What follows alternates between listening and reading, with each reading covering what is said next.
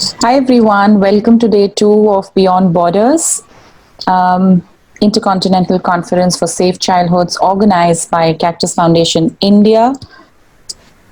And Cactus Foundation India is registered in Pune, Maharashtra, but it is extremely strong. It has its strong presence in a town called Sholapur in Maharashtra.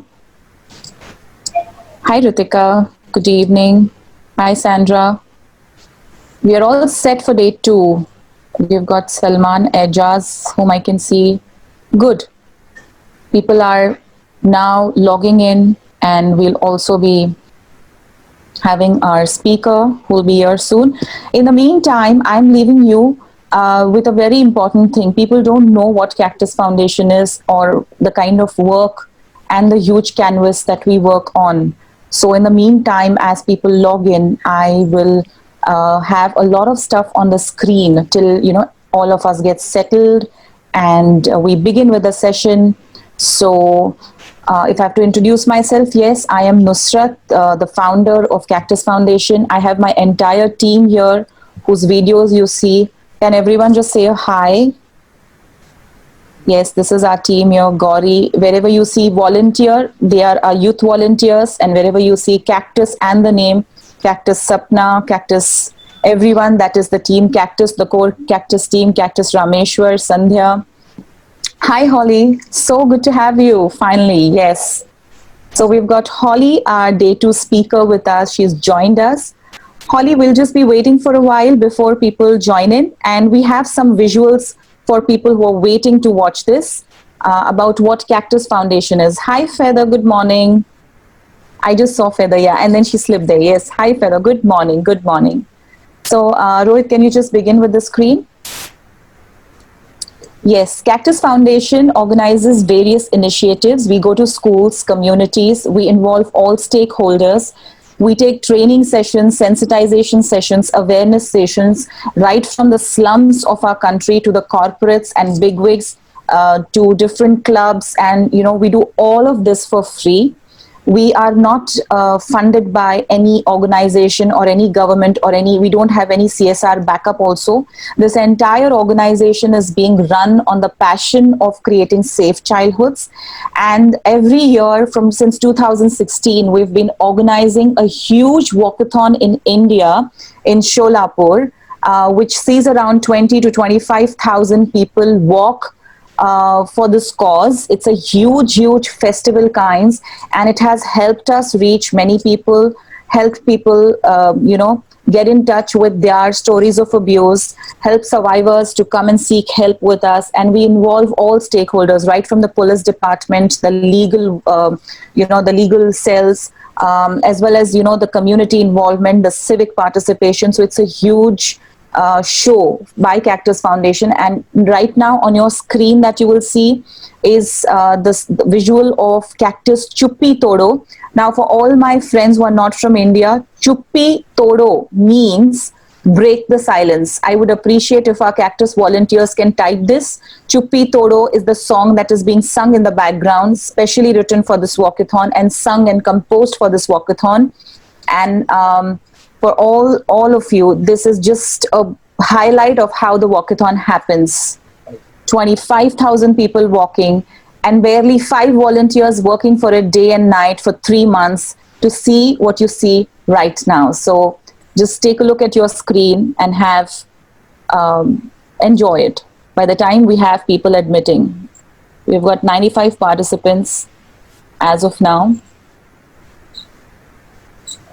No, I can't hear the sound, Rohit.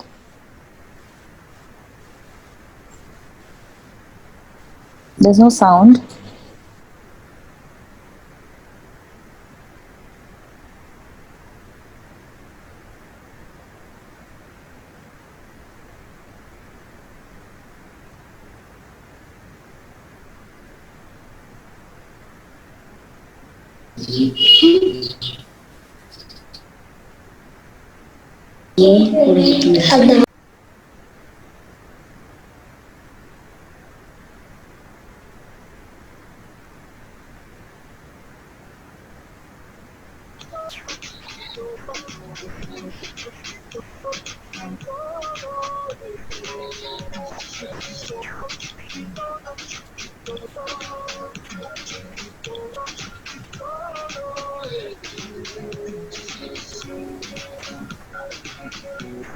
आकाशाला पण कळलं पाहिजे की या भूतलावर काही अघटित घडतंय. आपले 10,000 certificate संपले.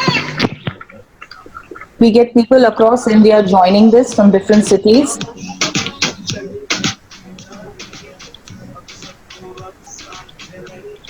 अब नहीं सहना, चुप नहीं रहना, बच्चे हैं इस देश का कहना, चुप्पी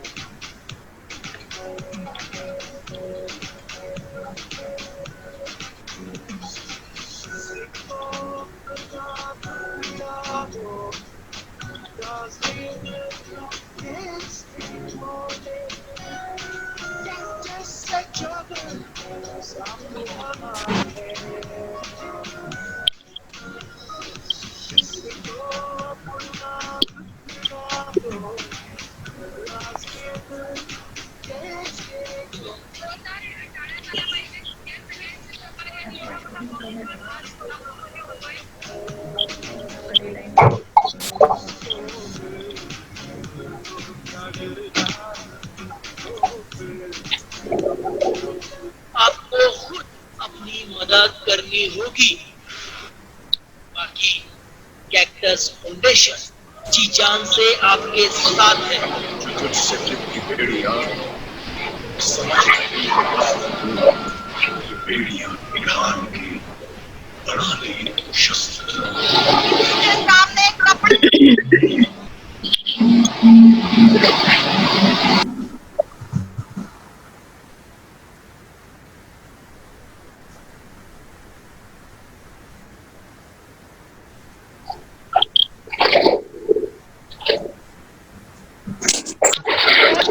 आपकी छाती, आपके दोनों पैरों के बीच का हिस्सा और डॉलर ऑन प्रैक्टिस आपकी पीठ। छुपाने की हो आस पास कोई अरमा हो जो खास खास आशा है। हर कोशिश में हो बार बार कर दरियाओं को आर पार आशा है। हमारी मेहनत आपके लिए वीडियोस आवाज नहीं आ रही है। हम चाहते हैं कि बच्चे जाकर आपको बताते हैं तो आप पुलिस में जाकर कंप्लेन करें। सोलापुर पुलिस आयुक्तालय is an extremely cooperative unit. We have been witnessing this since last 5 years.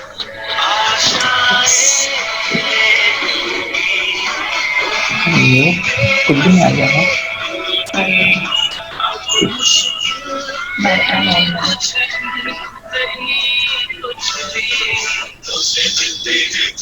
कदमों से कदम मिलते हैं, हम चलते हैं जब ऐसे।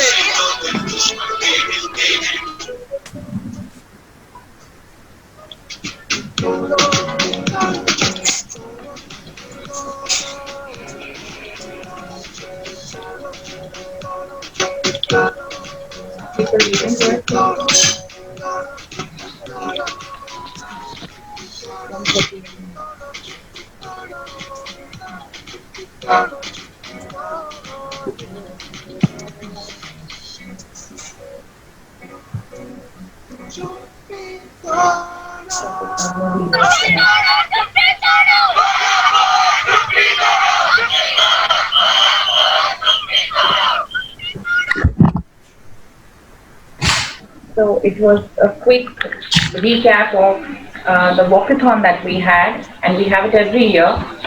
And Holly has promised.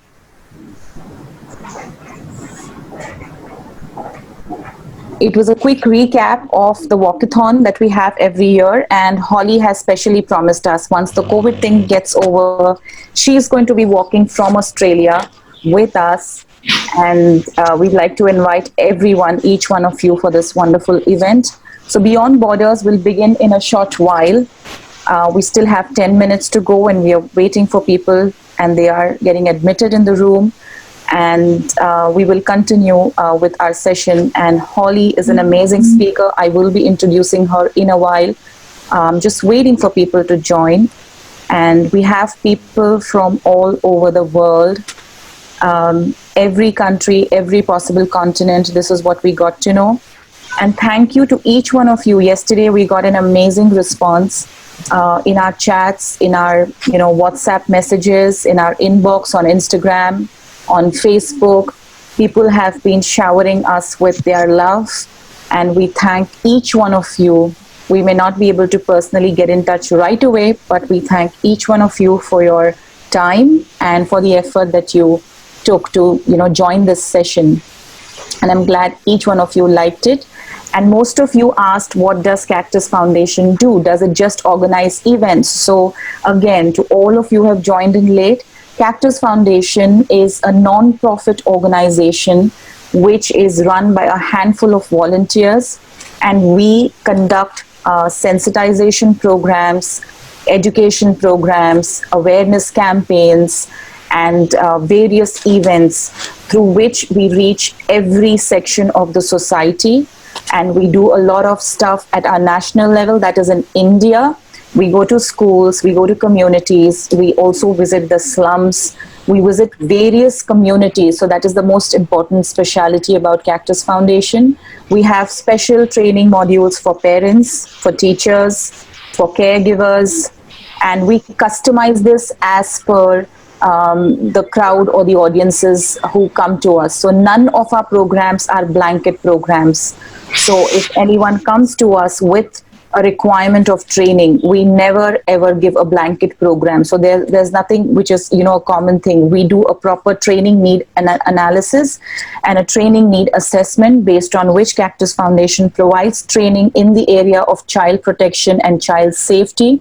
At the same time, we strongly advocate the legal framework and the laws in India, and how people need to voice and report and use the legal framework to their advantage to help get justice.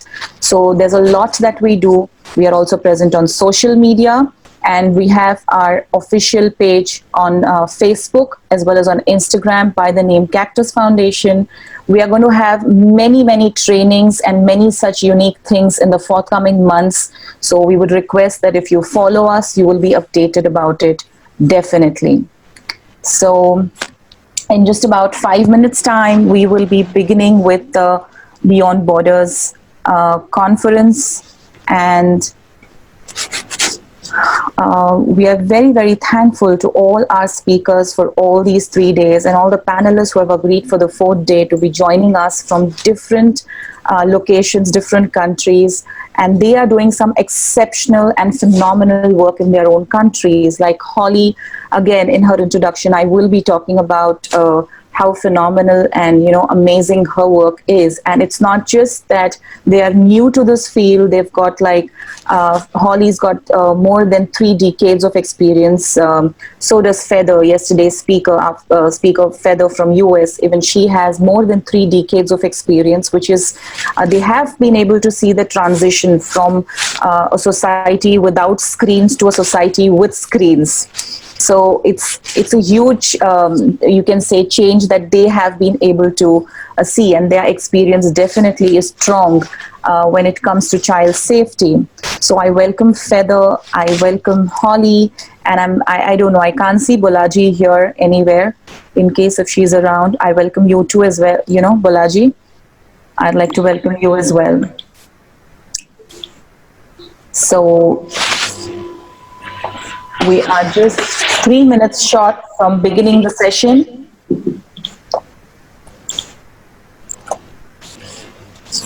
And we will be starting the session shortly. Ali, how are you today? What time is it? It is 28 minutes past, 27 minutes past 8 here in Perth, Western Australia. Okay. And a big thank you to our speakers, because yesterday when Feather joined, it was I think 6:30 Feather, early morning. And Feather, as well as many loyal, I would say, trainees of Feather joined us yesterday. They all woke up early morning, and people across the world, there are a few people where it's like 2 a.m. in the morning and they're waking up and they're attending the session. So it was amazing to see this, enthusiasm and this spirit of creating safe childhood. So for Holly as well, all our meetings about this conference have been really, really late for her, late night, and she had to stay awake because we conduct these meetings, in between, and they have been very kind with us, and they have, to give their time to this entire thing. We are really, really honored, privileged, and we are very proud of the work they do. And we will be beginning this session just in time. We are having participants joining us. I just got to know that in India there is some issue with the net connections today. So in most places, so people are messaging us on WhatsApp that they are trying to connect, and they will be connecting with us as and when. The rules remain the same, guys. Yesterday as well, we announced that if you have any question, you will have to ask those questions in the chat box. I do realize that it is a pain for people who are using Zoom on their mobile, because then the chat keeps on popping on your window. But friends, you have to understand that we got a lot of relevant questions because we enable the chat and people express themselves well. So it's very important that we keep the chat option open. So I'm sorry if the people who are viewing on mobile, they find it distracting. All you'll have to do is just swipe. That is the only effort you will have to take to kind of stay glued to your own screen. So anyone who has any question related to the, and yes, we would appreciate if the questions are related to what the speaker is talking, and we would really not encourage anything that is beyond the speaker's scope. Many of you posted, am I going to get the certificate? What is the rule for this? So kindly refrain from asking questions that are not related to the session or not related to the topic that we are discussing. So that would really, really mean a lot for us and for our volunteers. So chat window is open in case if you want to, you can just about type whatever you want to. Don't forget to put your feedback and show us some love, or any suggestions are welcome. We definitely would love to read a lot of suggestions as well. So that's about it. So I hope the rules are clear, and each one of you will have to keep their mics on mute by mistake. In case if you unmute yourself, be the first person to mute yourself. Please keep your videos switched off, because once our honorable speaker Holly starts speaking today, she will be spending 15 minutes time. Am I right, Holly? For the question round, yes, she will be giving her time for all of you to ask questions, and we will be directing the questions like yesterday. We will have a discussion, so kindly be patient and listen and absorb. Another important announcement that I need to make today based on yesterday's experience, many of you have been asking for us, to email the PPTs that these amazing speakers are putting in. I want to make this very, very clear that these PPTs are not meant to be circulated on mails, because see, these speakers have invested years and years of their time, energies, and a lot of study goes into it. I would really, really not appreciate, if I just take a PPT and think about rolling this on in the school. I understand that your intentions are extremely good, that you want to benefit, from this training or from this module. You have these speakers at your disposal where they have these programs and they can conduct these programs. They definitely have their own websites. You can go and I would say you should be asking for the memberships or buy their programs rather than asking for free PPTs. This is one request for all the free things that we are giving you. So I would really, really appreciate if nobody today, requests us for the PPTs, because it's not a very ethical thing to ask for in the first place. If we would have been able to give you, we would have mentioned that in the e-brochure sent already, that okay, fine, we are giving you the PPTs. We have not mentioned means that the topic ends there. Just focus on the speakers, absorb as much as you can, and let's go ahead. Okay, to my friends from Dubai, I am in Dubai currently, so to my friends from UAE, a big hi to my friends from the US, to our friends from every part of the world, and especially to our friends from Australia. Again, because we have the speaker from Australia, so a big welcome from India, I would say, not just from Cactus Foundation, from India. And we are beginning the show by first introducing Holly, our speaker. Can I have the slide, please? Holly's and the speaker slide. Am I able to record? Are you able to set me up to record too, please? Yeah. Can you just give Holly the permission? Holly, once you receive the permission, just a thumbs up. He's just allowing you to do that.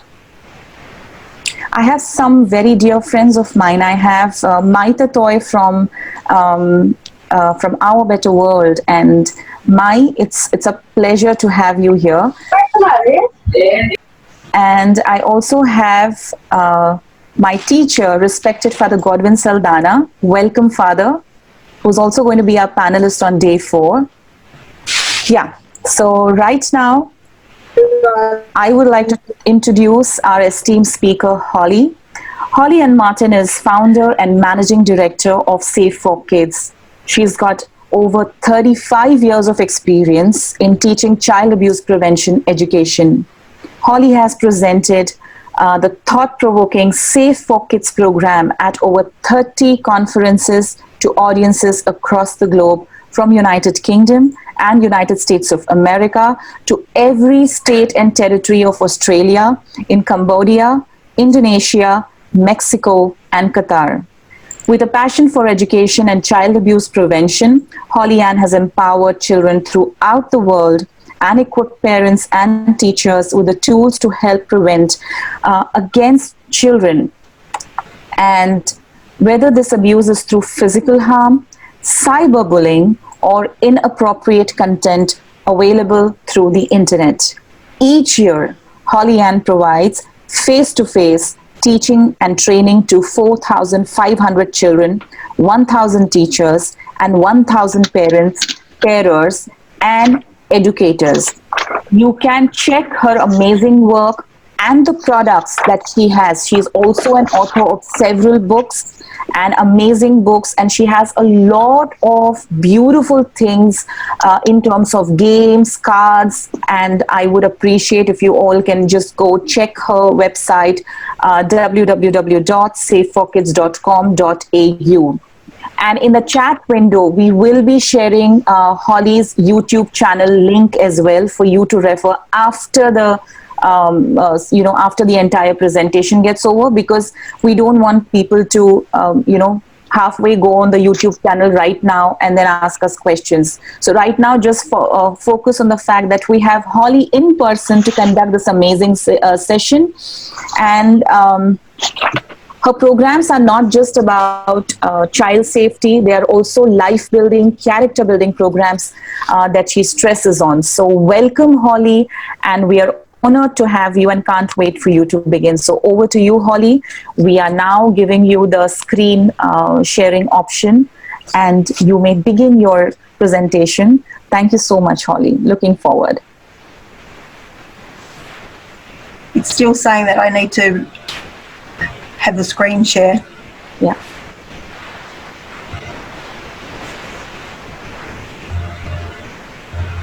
Holly, you can do it now.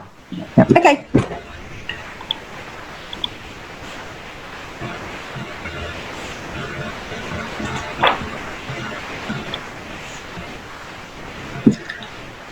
Okay, can everybody see my screen? Yeah.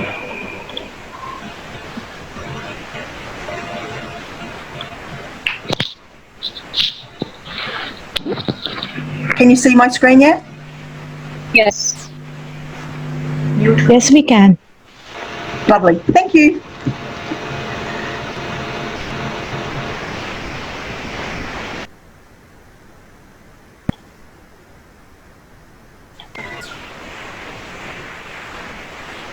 Okay, hi everyone, I'm Holly Ann from Safe for Kids. I'm so proud to be here with you talking about keeping kids safe. It's very humbling for me to be amongst such prestigious company. So basically I teach a child protection program. Now last night you would have heard Feather talking about it is adults' jobs to keep kids safe, and I totally agree with that. But parents can't always be there. So for me it's really important that children also know how to keep themselves safe, and if something bad happens that they can actually have somebody to talk to. So this is a sensitive issue. You're going to hear some stories tonight that may upset you, because these are the statistics. Oops. These are the statistics. Up to 1/3 of children are going to experience some form of sexual abuse. Now, that is the whole spectrum. So that could be a child being flashed at a bus stop, so somebody showing them their private parts. That could be children seeing pornography, or it could be the most heinous acts. So when people say 1 in 10 children, that is the most heinous acts. But even if a child is exposed at a bus stop, that changes the child from that day, because every time they go past that bus stop, they're going to be reliving that and thinking it's going to happen again and again. So we need to give children ways to tell us those sorts of things. I'll be talking a great deal tonight about pornography, because in my experience, I believe that we need to start talking to children about pornography, because when I'm talking to, as you heard, between, on average, 4,500 children a year aged from 3.5 to 17, kids are telling me that they're seeing pornography, but they're too frightened to tell adults. So I'm going to show you later in my talk how I talk to a 6-year-old about pornography. I don't call it pornography.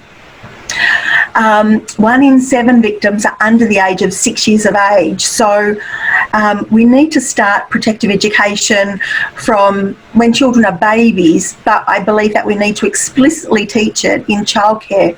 So I've written a curriculum to start teaching protective education from 3 years of age at the latest. You know, incidentally, you'll talk to 2-year-olds about body parts and stuff like that, but we explicitly need to start teaching it, I believe, by 3. And children with special needs are up to 7 times more likely to be abused than mainstream children. So in the chat last night, there were quite a few questions about, yes, but what about children with special needs? What about children on the autistic spectrum? And that is one of my areas of expertise. I started my career working with children with special needs. So as I'm going through tonight, I'm going to show you how, and this morning if you're in the US, I'm going to show you how I teach this to children with special needs. I'm hoping tonight's going to be, rather than theory, it's going to be quite practical, so that there'll be stuff that you'll be able to do straight away with whatever role you play in a child's life is my intention.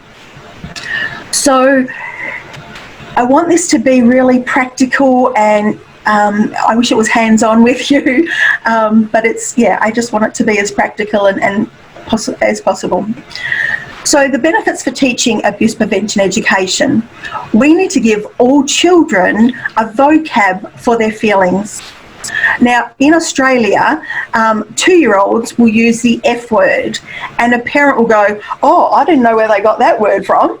And, you know, when I ask children to name me feelings, happy, sad, angry and scared, there's only 4. But in fact, in the English language, there's nearly 2,000 feelings words.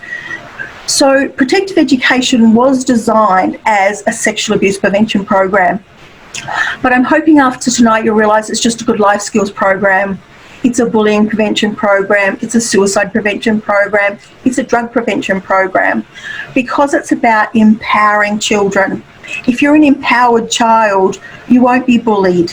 If you're a young person that's been taught to talk about your feelings, and you have a safety team of 5 people you can go and talk to about how you're feeling, maybe less of our teens will be taking their own lives because of cyberbullying and issues like that. So we need to give kids communication skills and problem-solving skills. Now, there's two things that I'm most passionate about this program, and the first is persistence. We need to teach children that if something bad happened to them and they tell somebody, then they need to keep on telling. In Western Australia, where I'm from, they did a study of children who had been sexually abused, and evidence shows that children have to tell at least 3 people before they're listened to. Kids, in my experience, don't just come out and say what's happened. They might simply say to a family member, "Oh, I don't want to go to that person's house," and the parent says, "Go on, get in the car, we're running late." Well, actually, that could have been an attempted disclosure. So because they're very clumsy at it, we need to teach them to keep on telling. I've had many parents come up after workshops and say, "Holly, I wish I had have known this as a child.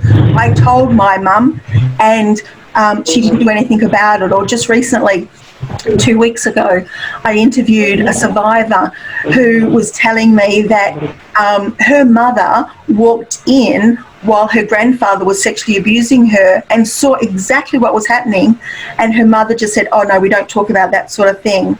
And so that parent wasn't protective. She grew up hating her father because he didn't do anything about it. He didn't know about it, but she as a child assumed that he did know.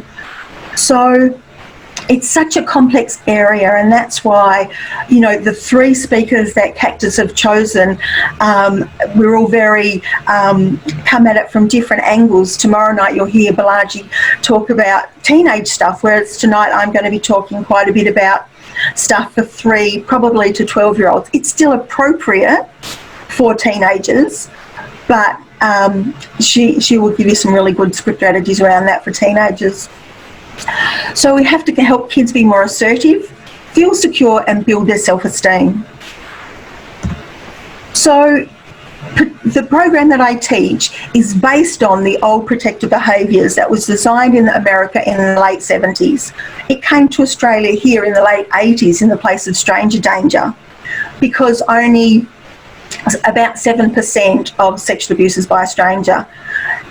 93% is by somebody that's known and possibly loved by the child. So we don't have a world like we had back in the 70s and 80s. So what I've done is taken the foundation of protective behaviours, but added cyber safety, added all these other elements that I'm going to talk you through tonight, because it's just so, it just makes sense to children. And basically, I'm giving you 35 years worth of failures. So the first thing is we have a theme. We all have the right to feel safe all of the time. Now, you'll never remember this, but I teach this to the children in sign language. Now, this is Australian Sign Language. And the reason that I'm getting the team to put in my YouTube channel is I've got all of this stuff available for you on YouTube if you want to learn it or want to in your own languages, because it's so multicultural. I'm so excited. Just to learn these words in whatever whatever the sign language is. Now, the reason that I teach this in sign language, those of you who are parents, if your children are like Australian children, you'll get your child home after school and you'll say to your child, "What did you learn at school today?" And they usually, in Australia, kids will say nothing or stuff. That's all they say. So when I teach them protective education and I teach them this sign language, I encourage them to go home and teach it to their family, teach it to the next door neighbour, teach it to the grandparents. Because if children are using this language, that alone could be a protective factor. Because as Feather said last night, people that prey on children know which children to go for. They'll go for the vulnerable children, the available children. But if kids are using this language, they're more likely to leave that child alone because they know that the child won't keep the secret, that they've had some sort of intervention. So you'll never remember it, but it is on YouTube. It looks like this. We all have the right to feel. So you just run your hand up your body to feel. Now, safe is a flat hand and a fist on the top. Safe all of the time. And we practice and we practice. Now, because it's a right, it's with force, and it's to feel safe. So it really helps the children internalise this. This needs to be their mantra. They really need to believe this. So I also have on YouTube, last year I was blessed enough to go into 7 remote communities, and we made songs with the Aboriginal kids out in the bush. And the first song that we made was the chorus of the song. So, and they're all free on YouTube for you. So I'm hoping that you'll go and be able to use this with your, whether you're in a school or however you work with children. And I tell you, the songs get stuck in your head, you'll absolutely love them. But once we teach the kids the sign language and we've practiced and we've sung the song, then we unpack this with the children. So the first word we look is we. We means everyone in our class, everyone in our school, everyone in our community, in fact, everyone in the world has the right to feel safe. And so if everyone has the right to feel safe, I say to the children, well, if everyone has the right to feel safe, put up your hand if you've ever been teased or bullied before. And of course, all of the children will pull up their hand. And I'll say, well, do bullies have the right to feel safe? Oh, no, Holly. No. Bullies don't have the right to feel safe. But of course they do. They make unsafe choices when they show bullying behaviour. And, if they're caught in Australia, they would get sent to the principal. But it wouldn't be okay for the principal to smack them. Going to the principal is the punishment, but they still have the right to feel safe in that punishment. And so that's the next word we look at, is what is a right. Now, again, in the chat last night, I was seeing some people that were actually working on, talking about the UN rights of the child and stuff like that. So it's really important that we go through and unpack with older kids. So I usually do this with children from about 7, 8 upwards, because with little kids it's hard to explain what is a right. So with young children, I teach them it's called a human right. It's like the right to have food in your tummy, clothes on your body, somewhere to live, and an education. In Australia, you are born with all of those rights, and nobody is allowed to make you feel unsafe. And I teach the children this for safe and this for unsafe. And every time I use either word, I always use this sign language. Now, again, this is global. And so I was in a remote Aboriginal community where English is the children's second language. And so on the Monday, I taught them safe and unsafe. That afternoon, I was leaving the school, and there are 2 big kids up on the roof. And here are the 4-year-olds going, "Get out off there, unsafe," after one lesson. On the Thursday, I go down to the clinic because I'm there for a week, and I show the doctor and the nurses safe and unsafe. And one of the nurses goes, "Oh, thank heavens for that." She'd been immunising the 4-year-olds, giving them needles, and they're sitting on the bed going, and nobody knew what they were saying from one lesson. So for those of you who are working with children with special needs, teaching them this could be very, very powerful, because they may be, non-verbal, but sign language is such a great thing, and I teach it to all children. I also, when we're talking about touches in a little while, we talk about safe and unsafe touches, but I was watching an episode of Oprah where she was interviewing an African-American actor, and in his interview, he was saying that he was sexually abused by 3 different family members from the age from 5 to 10. And he kept saying, "My body would fail me," meaning he got an erection. And so I'm sitting there thinking, oh my goodness, I have to talk to the children about that. So I came up with confused. And confused is in the middle, because you're not quite sure if you're safe and you're not quite sure if you're unsafe. And we need to talk about this, because so often when I'm talking with survivors of abuse, because their body responds a certain way, and especially for young men, for boys, they get an erection, so they think, oh, I asked for it, I liked it. Well, no, you didn't. You cannot control. It's like you can't control getting goosebumps when you're cold. Your body, reacts that way because it's designed to react that way. So when we're talking about touching with children, I talk about a confusing touch. So I was in a school before we went into lockdown here in Australia, and I was talking to the children about, so what might a confusing touch be? And a little boy, 7 years of age, put up his hand and said, "So, Holly, would a confusing touch be when somebody you love bashes you?" And I said, "Mate, I could see how someone, because everything that we do in protective education is always done in the third person. It's never about that child, and that's to protect all of the children in the class, the innocence of everybody. So it's always happening to someone, or this happened to my cousin, because nobody knows the cousin and things like that." So I said to him, I could see how someone would find that confusing, because that person's supposed to love them and care for them and protect them, but that someone would have to go and talk to somebody on their safety team.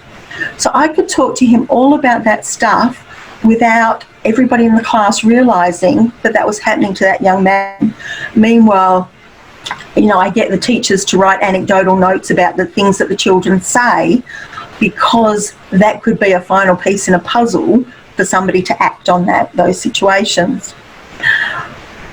So back to the human rights. When we're talking about, so we would go through the big list of the human rights and talk about,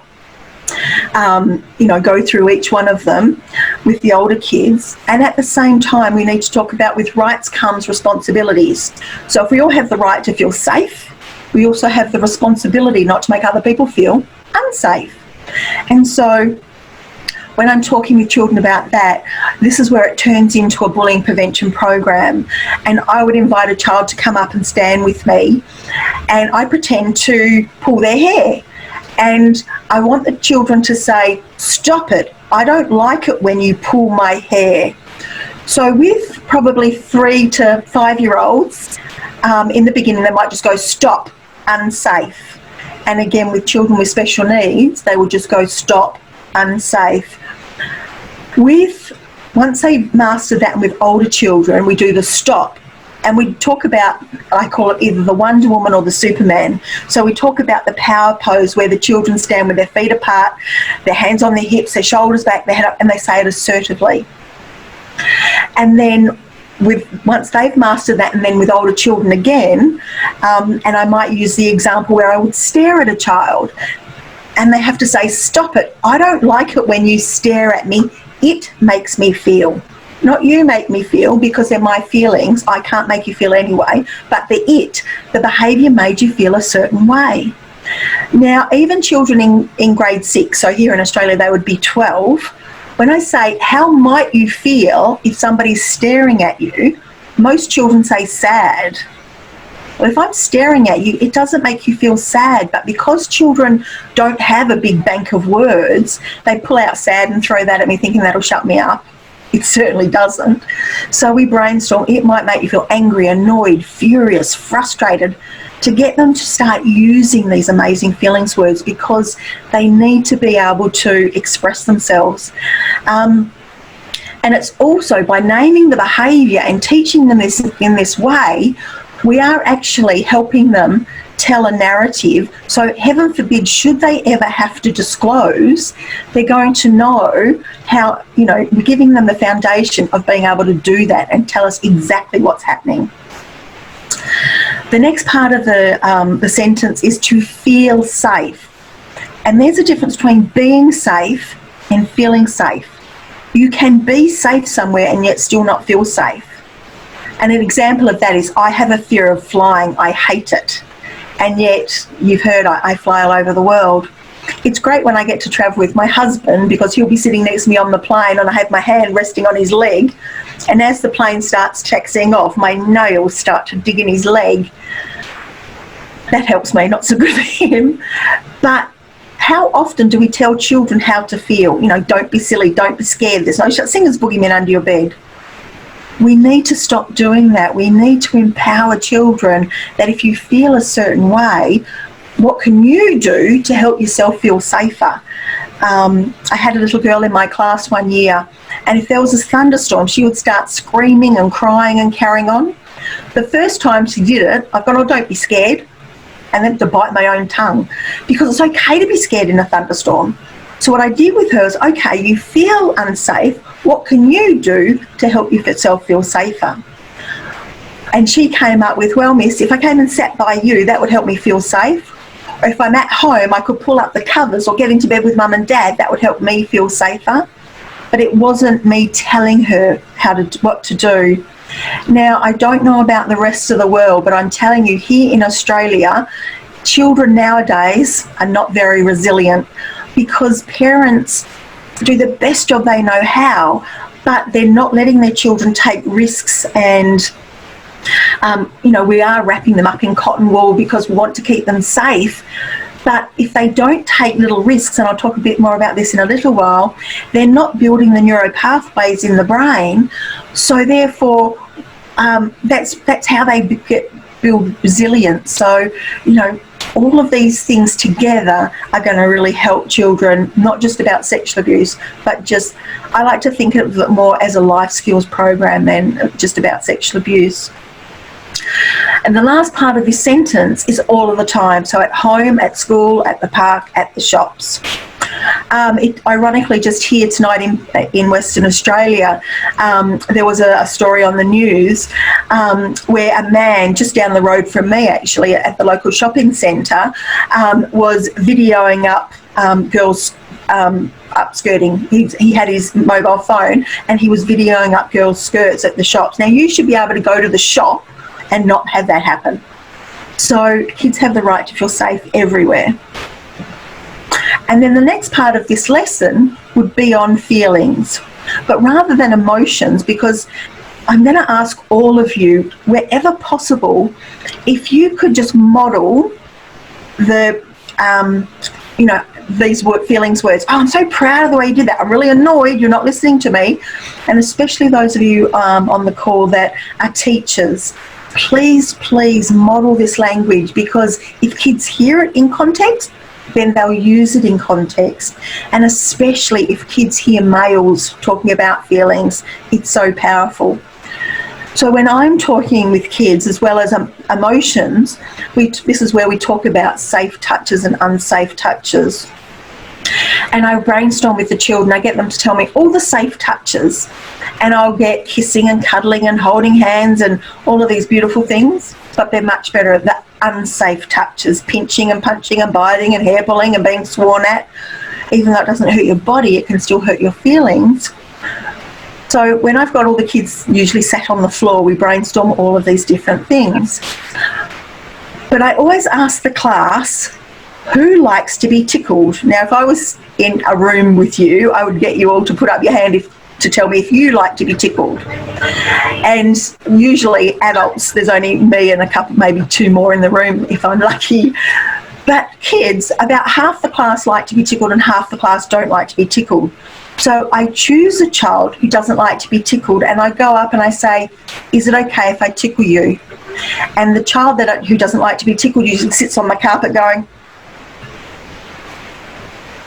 you're the teacher, do what you like. Well, do you know what? If you don't like to be tickled, you've got the right to say that you feel unsafe. But children, through their life experiences, think that they have to do what adults tell them to do. And one of the things that I teach children is you can break the rules around, you can say no to anyone if you feel unsafe, but only if you feel unsafe. And I'll cover that a bit more in a little bit later on in the talk too. But back to tickling, I say to the kids, I need to ask you to tickle you. And here's where I teach the children about consent. And we have to explicitly teach children about consent, because when I'm working with teenage young men in high school, here in Australia, and I'd be interested, I just wish we were all in the room together because I'd be interested to hear what it's like in your particular countries. But here in Australia, 14-year-old boys tell me they are watching at least 2 hours a week of pornography. And when I say, gentlemen, why would you look at that? Oh, to learn technique, miss, to learn style. Well, do you know what? That's not the right technique and there's no style. But there's no kissing, there's no foreplay. 88% of pornography is violence against women, and that is what our teenagers think is normal. So we need to teach consent from this big. when I say consent, most adults think sex. It's got nothing to do with sex. It's about body autonomy and asking children. So if somebody was holding a 8-month-old baby and I wanted to cuddle, I'd say, can I have a cuddle? If they put out their arms, I'd take them. If they went like this, I wouldn't take them, because they're showing me that they don't consent. And so I know in the chat last night there was lots of people asking about, culturally, we tickle and children are made to kiss all the relatives goodbye and things like that. But this is where Feather's right. As adults, we need to step up and we need to educate the adults in the room to say, if my child doesn't want to kiss you, then they don't have to kiss you. Because you may know everybody in the room, but you don't know if there's a perpetrator amongst them. And by having made the child kiss every relative goodbye, kids here, oh, I felt unsafe and I didn't want to kiss them. They made me do that. So they want to do this other thing and I have to do that too. So we are giving kids mixed messages all the time. So I'm going to ask you to advocate for children and be the adult in the room that has the conversation to say, if you're their parent, if my child doesn't want to kiss you, they can still blow you a kiss, give you a high five. There's still ways of being respectful, but we're not going to make children kiss everybody goodbye in the room for those reasons. Consent is so important.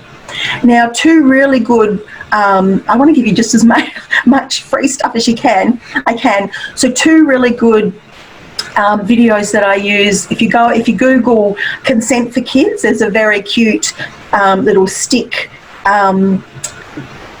cartoon that talks about consent. And for teenagers, most of you will know the video, I'm sure, Consent and a Cup of Tea. But there's a much better one that's from Canada that I prefer when I'm working with teenagers, and it's called Cycling for Consent, or even if you just put in consent in a bike ride, and it uses the euphemism, I think that's the right word, the analogy, it uses the analogy about going on a bike ride and, you might dress for the bike ride, but it's just very, very clever and teenagers love it. So both of those are on YouTube, so check them out because they're really useful. We just need to teach consent, and on my page I've got a brilliant song about consent and your heart will just melt when you see it. I tell the children a story of when I was a little girl. I used to have an uncle who used to take out his teeth and go, give me a kiss, give me a kiss. Now my family would make me kiss that old man goodbye, and so as a 5-year-old, I'm hearing, oh, I feel unsafe, but I have to do everything an adult tells me to do. So I actually wrote my story into a children's book because it's about unwanted touching. But there's nothing sexual about my story, but the kids love it. And I have the whole class pretending they have no teeth and they just are hysterical. And this is a picture of the poor old uncle. But it just goes through, the teacher teaches the kids about having a safety team. I tell my mum I feel unsafe, but she doesn't listen to me. So then I have to tell my aunt. And so it shows children the steps it's going to have to take to stop the unsafe touching, but without it being really confronting. So if you've got similar stories from your own childhood, please share that with children, because in my experience, children nowadays, if your country's like mine, parents are so busy that they're not sharing stories about the olden days and things like that. But kids love hearing about the olden days. And so, telling stories builds connections for children. The next lesson is something called the safety continuum. So we teach safety in a continuum. So at one end of the line, we've got safe. So we talk to the children about what's it like to feel safe. And if they've got the words, they might say feel warm and loved and cared for and protected. And then at the other end, we've got unsafe. So we talk about, what are words, not unsafe situations, because some kids go to say, oh, I feel unsafe when mummy smacks me, and we need to protective interrupt that and not let them blurt that out to the whole class for everybody's protection. But tell me words that mean the same as unsafe, like worry and scared and frightened and things like that. So with little children and children with special needs, in the beginning I would just do safe and unsafe. And I've got a big bank in the curriculum that I've written of black and white pictures, so the children have to sort them into safe and unsafe pile. But even a 4-year-old, once they had the concept of safe and unsafe, I would teach them the rest of this continuum. So the next thing is fun to feel scared. And that's times like going on a roller coaster or watching a scary movie. But the emphasis is on fun. And the most important part of this continuum is this formula at the bottom. To feel safe, you need to have either a choice, there needs to be some kind of control, or there needs to be a time limit on it. You don't need all of them to feel safe, but you at least need one of them. So going on a roller coaster ride, you've got a choice about that. Nobody makes you. Even if you're starting to throw up, though, you know that it's going to, after 4 minutes, it'll stop. You're not in control because the man running the ride's in control, but it's that time limit. So we really need to embed choice, control, time limit with children. And for me, out of all 4 categories, risking on purpose is the most important one of these because, as I said before, that's what builds the neuropathways in the brain. Here in Australia, not enough kids are breaking their arms and skinning their knees. Again, I don't know what it's like where you're all from, but how many of you played on a trampoline when you're a child? If your communities are like here in Australia, now every child's got a trampoline with a net around it. So they're not falling off of the trampoline. So, they're not, you only ever fall off a trampoline once, you have to fall off. Or, I know parents say to children, 2-year-olds, don't touch the cup of tea, it's hot. Don't touch the cup of tea, it's hot. They have to touch the cup of tea, otherwise they have no concept of what hot is. So we need children to be risk takers, but we need them to do it safely. So by embedding this choice, control, time limit, that will really help them. So sometimes you need to risk on purpose to get better at things, to learn new things. And sometimes if you don't risk on purpose, there could be a negative consequence. Like in the picture, the little fellow's having a needle.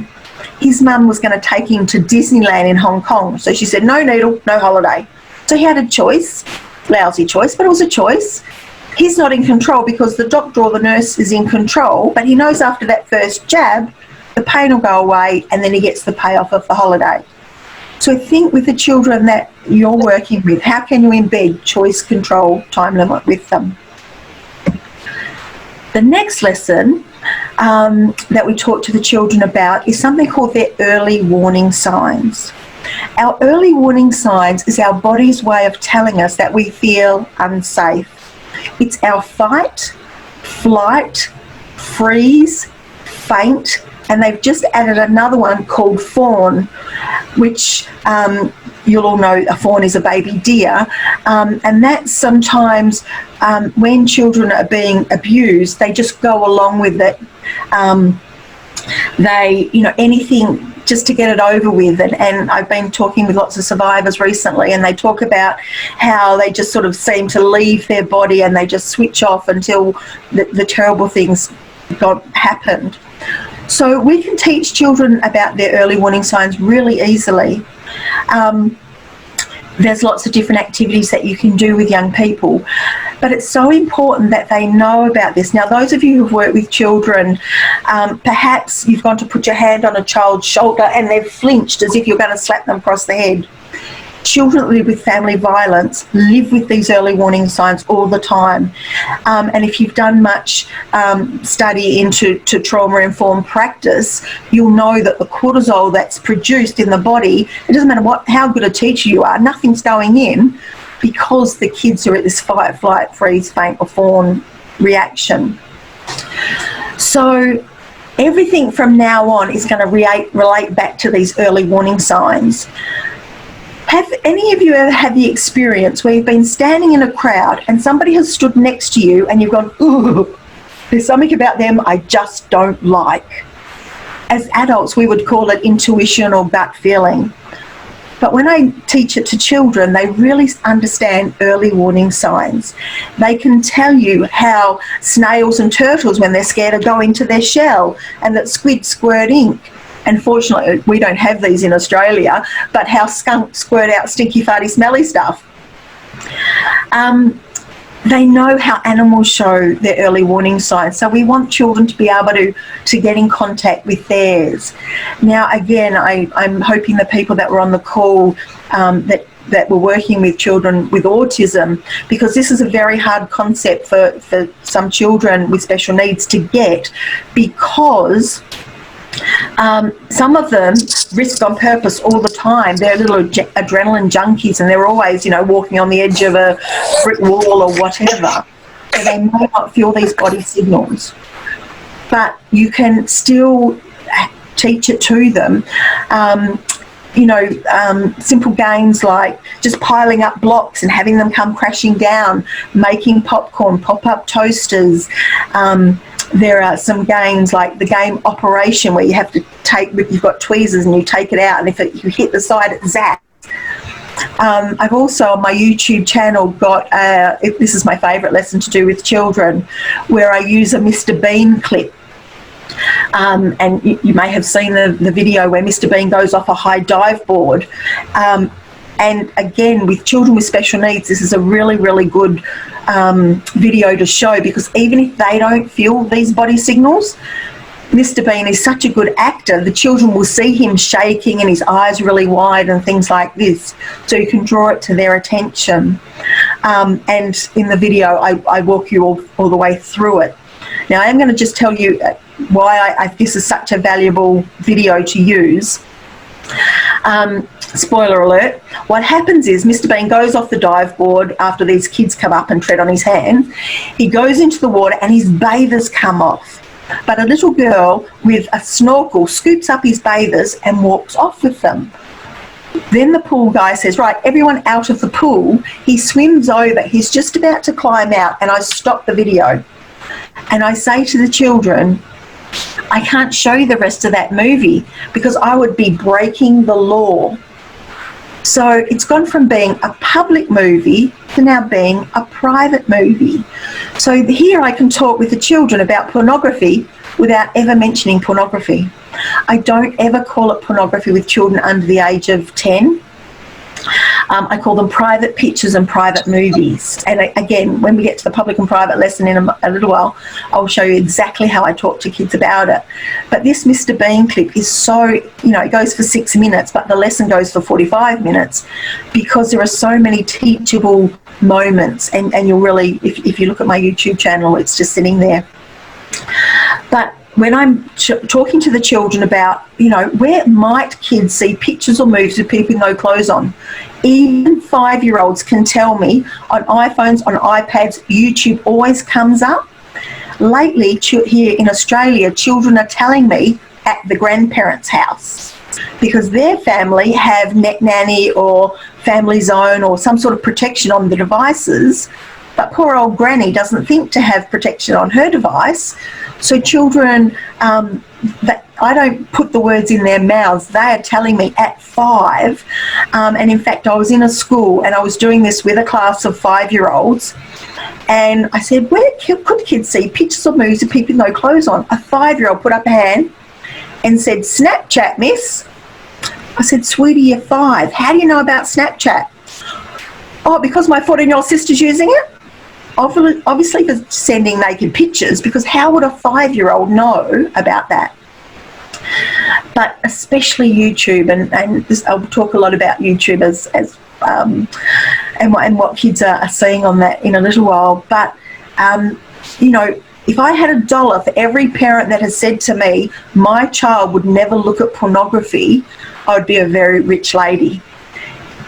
It's not about kids being naughty and going to look for it. It finds them. And, it's so important that we have, and people say, well, Holly, if you talk to them, are they going to go and look at it? All the evidence says no. You can't unsee the stuff that kids are seeing in pornography. And kids are describing to me that they're having flashbacks, they're having nightmares, all of these things, because they don't know how to talk to adults about it. So these are the things that we have to talk about, because unfortunately pornography is leading to, here in Australia, and I'm pretty sure I've seen lots of studies from the UK, is leading to child-to-child sexual abuse, or children exhibiting harmful sexual behaviours.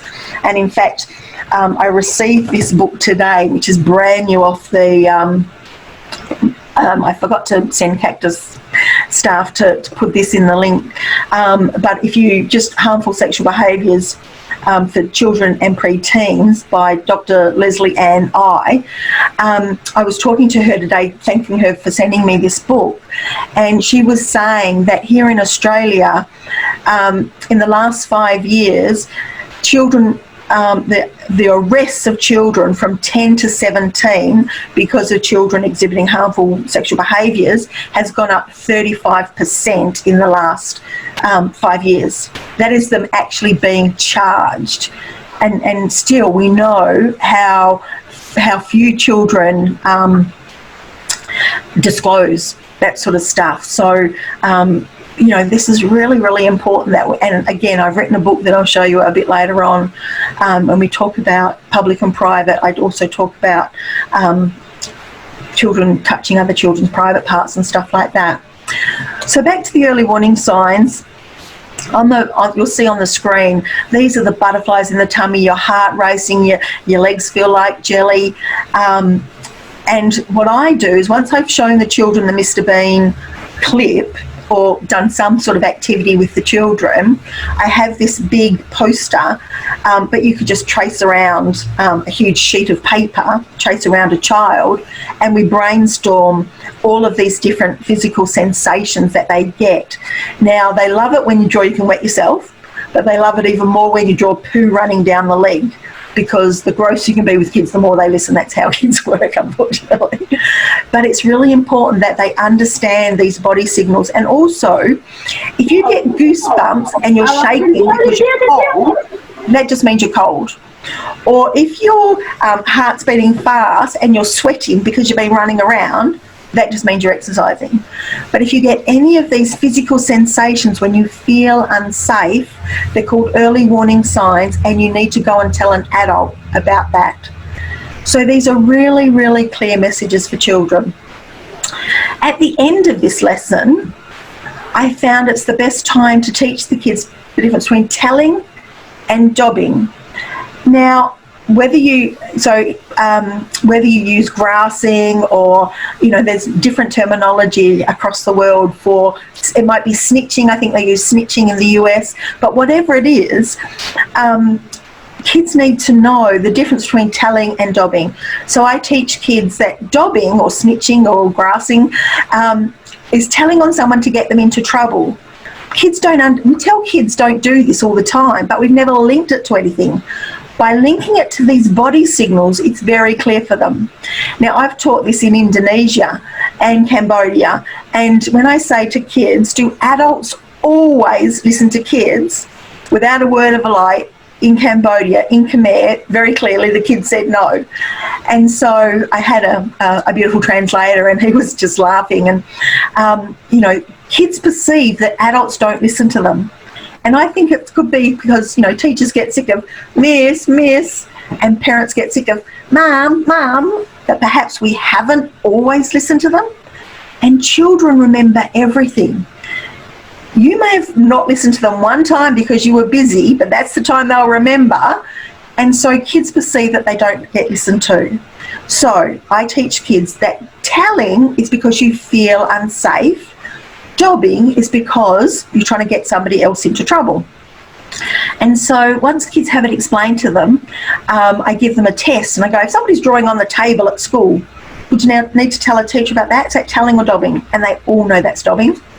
Or if somebody's got chewing gum at school, dobbing. But if somebody's hurting you, somebody's stealing your lunch money, or if another child's up on the roof, would you need to tell an adult about that? Yes, because that's all telling, that's all unsafe. So when I explain this to teachers here in Australia, they love this particular concept because, you know, children are dobbing on each other all the time, and that sometimes is why adults might not listen to them. The next part of the work that I do with the children is, this is the second theme or the second life rule that I teach them. We can talk to someone about anything. And I had this particular poster designed, and when it was designed, I didn't realise how valuable it was, because all I have to do is put this up on the board and the kids do the work for me. They'll go, oh, miss, he feels unsafe. His family are fighting, his parents are drunk, they stole the ball, he's got no friends. Just by looking at that picture, kids come up with a million reasons why that child feels unsafe. And then if the children said his family were fighting, what I would say is, well, if his family were fighting, what might he do about that? He, because remember I said everything's always done in the third person, he might have to tell his teacher or somebody on his safety team. He might go into his room and turn on his music and pull up the blankets. And so whatever comes out of the children's mouths, we unpack that. But when I'm working with the teachers, I say, please listen to children, because kids test. Kids are always testing us to see if we're good safety team people. And I was in a school where a child said somebody in his family is burning him. And I've gone, I have my early warning signs. So I'm straight on the phone at lunchtime and talking to our Department for Child Protection. And sure enough, when they investigated, that was happening to that child. But he just threw that out there. Now, I could have missed it. But I listened to my body. And that's so important as educators or whoever's on the watching this. If you ever get that gut feeling that something's not quite right, please trust your guts.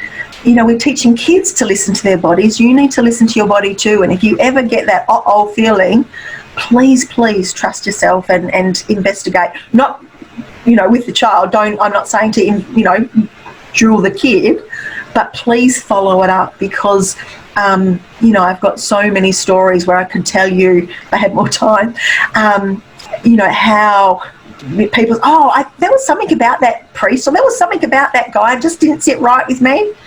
Ask the question. So back to the picture. So then we talk about who could go on the safety team. So here we're going to help the children set up a safety team of 5 adults they can talk to. Now, to be on a safety team, they need to be adults, because kids can't stop bad things happening to other kids. So I say to the children, they need to be old enough to drive legally, because kids here in Western Australia apparently at 14 get in the car and drive. And they also need to be able to use the telephone, because some kids either want to put the dog or God on their safety team. And so they can't use the telephone. You can have God on your safety team, but not on one of the fingers. He can go on the palm of your hand. So this is how we set it up with the children.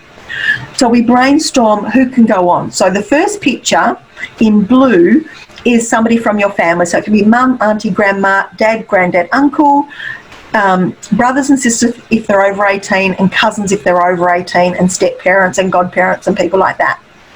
The next one is either people from school or people from childcare.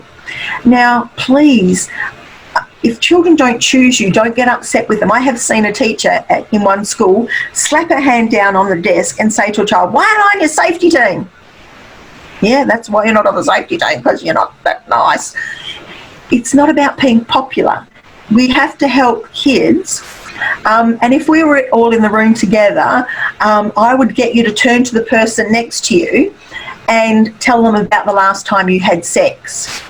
And of course, people are horrified and look at me as if I'm crazy.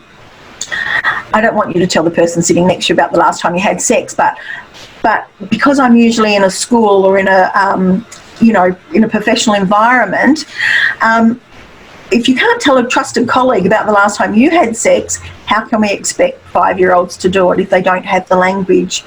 This is the hardest thing a child is ever going to have to do.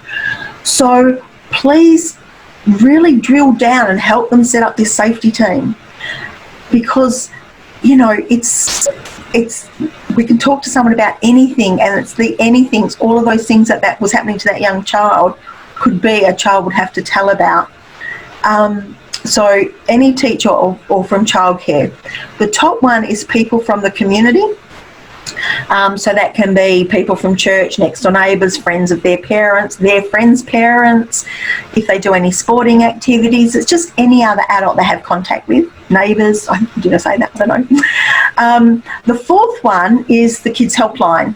Now, here in Australia, and I know in a few other countries, the UK, I definitely know they have Childline and things like that. I know they have it in Canada. But it's really important that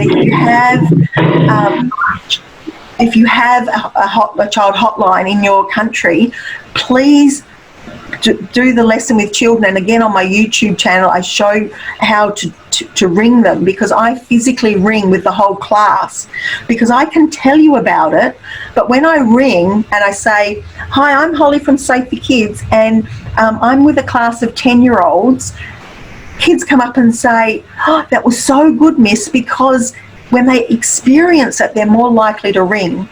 And the reason that I talk about these helpline numbers and why it's so important is because sometimes it's easier to tell a total stranger where you don't have to look at them than if it's the person that possibly, would love them.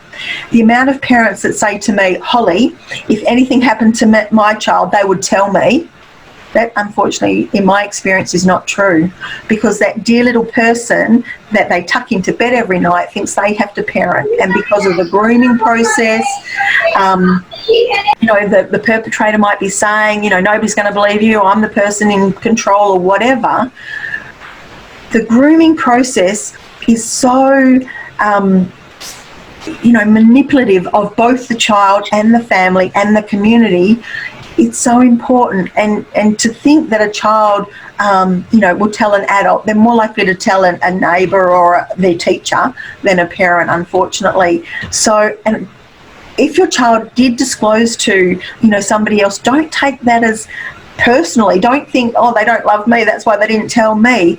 They want to protect you, and I wish we had more time together, because, in fact, on my YouTube channel, I've done a whole thing on grooming with a policewoman. We had a big chat about grooming and things like that. So there's some really great stuff on that if you want to check it out.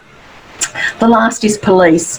Now, here in Australia, and again, I wish I was a bit more worldly so I knew, but I'm pretty sure that it would be similar. Parents sometimes use the police to get kids to behave, and they'll say, behave yourself or I'll get that policeman onto you.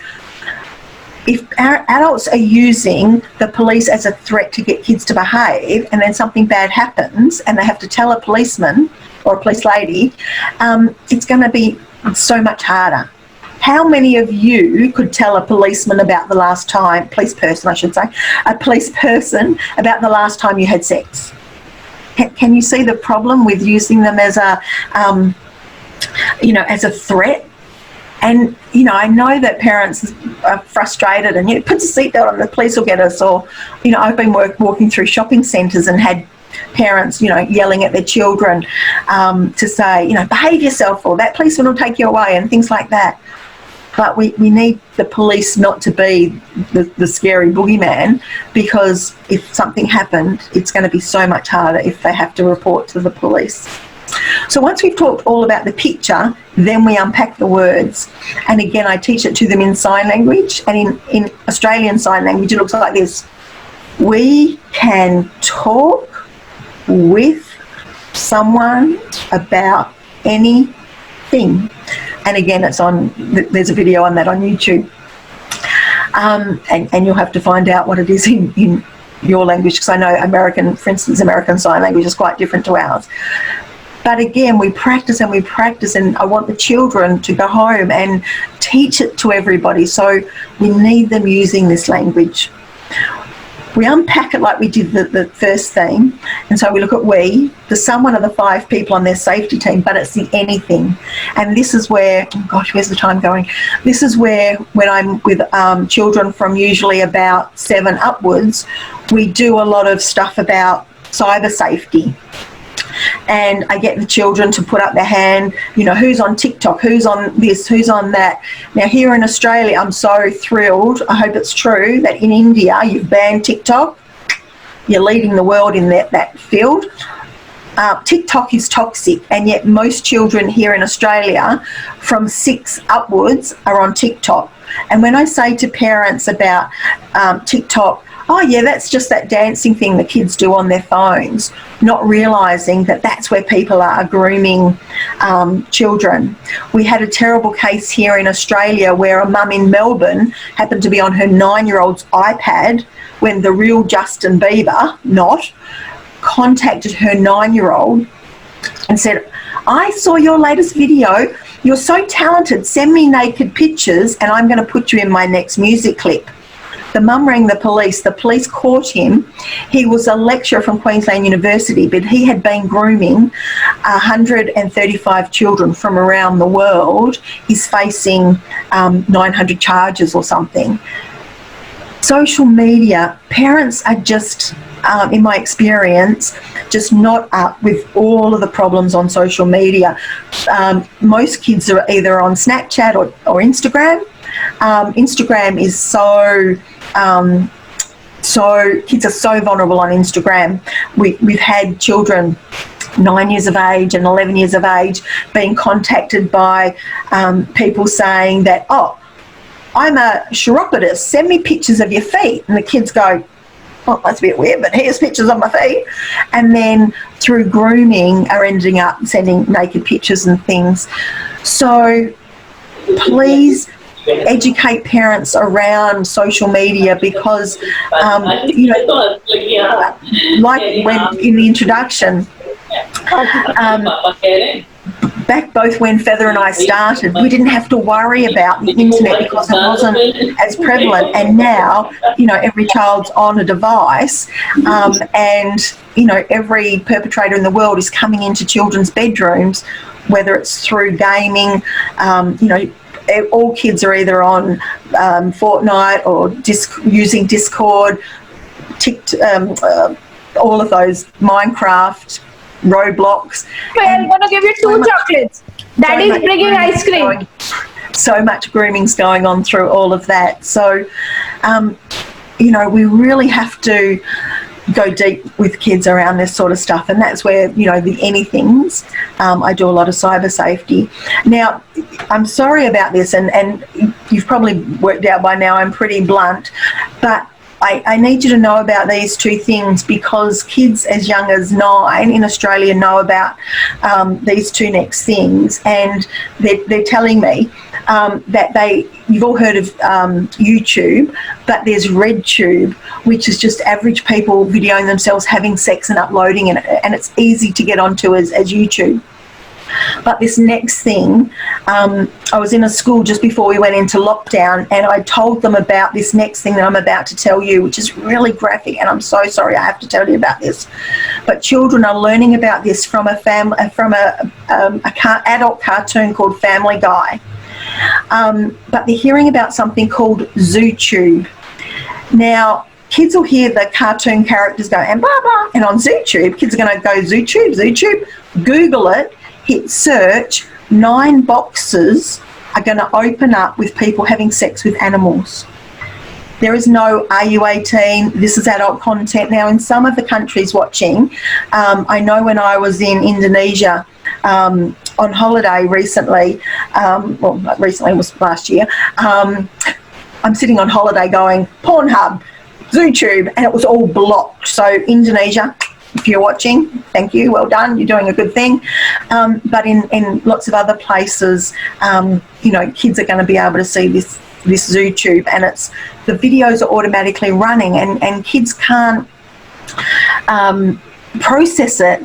But and again, I'll talk more about this when I'm talking about pornography shortly, but kids are seeing that and not liking it, but their brains are being tricked to go back and looking at it again and again, and this is what's giving them nightmares and flashbacks. So I'll talk about that really soon. But before I do, to set up a safety team, we have 5 adults. So as well as being an adult, I want them to have this criteria. They have to find people that are going to believe them, listen to them, be available, and take action if necessary. So how I teach it is on the thumb is anybody from their home. Now, if they want mum and dad and grandmother if she lives with them, or their big sister if she's over 18, whoever lives in a child's home takes up the thumb. And the children get to choose these people. On the next two fingers would be two people from either school or childcare, depending what placement they were in. And then the last two are people from the community, so aunts and uncles, grandparents, next door neighbours, sports coaches, other people from the community that we already brainstorm. Now, if they want Nan and Pop and they live in the same house, they take up one finger. If children's parents have separated and we'll say they're living with mum, their mum might go on the thumb, and then dad or dad's new partner might go on one of these two fingers, because if mum gets a new partner, that person might be the perpetrator. So what we're trying to do is give kids a wider spread of different people from the community. On the palm of their hands is where their friends, pets, toys, God, or whichever person you believe in. They're not safety team people, but I might tell my friend what's happening, and then my friend can come with me to tell somebody. Or I might have told all 5 people and nobody listened. My friend's got 5 people she trusts or he trusts. We can go and talk to somebody they feel safe with.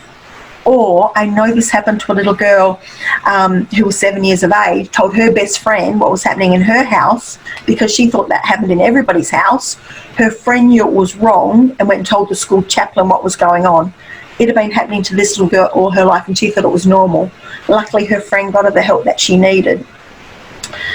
So this isn't just for children. We all need this, a safety team. Now, when I stand in front of children, I feel like a bit of a hypocrite because I've probably got, think of it, have you got 5 people you could talk to if your partner was beating you? I know I don't. I've probably got 2 good friends that I could talk to. All my other friends would, gossip about it and put it on Facebook or whatever. So really help the children drill down and find these 5 people. Now, again, with children with special needs, this is really, really challenging. And I'm actually currently writing, so I've already written a whole curriculum for 3 to 7-year-olds. I'm currently writing a whole curriculum for non-verbal children with extra needs. And I'm also writing lesson plans for children from 8 to 12. Eventually I'll get to the teenagers, but it's a slow process. On the palm of their hands is for emergencies, so teaching them to use, here in Australia it's 000, in America it's 911, in the UK I think it's 999, but whatever the emergency number is would go here, and this is where I give them the kids helpline number here in Australia. So again, if you've got a child number that they can ring, it would go on it goes on the risk because it's up your sleeve for in case you need it.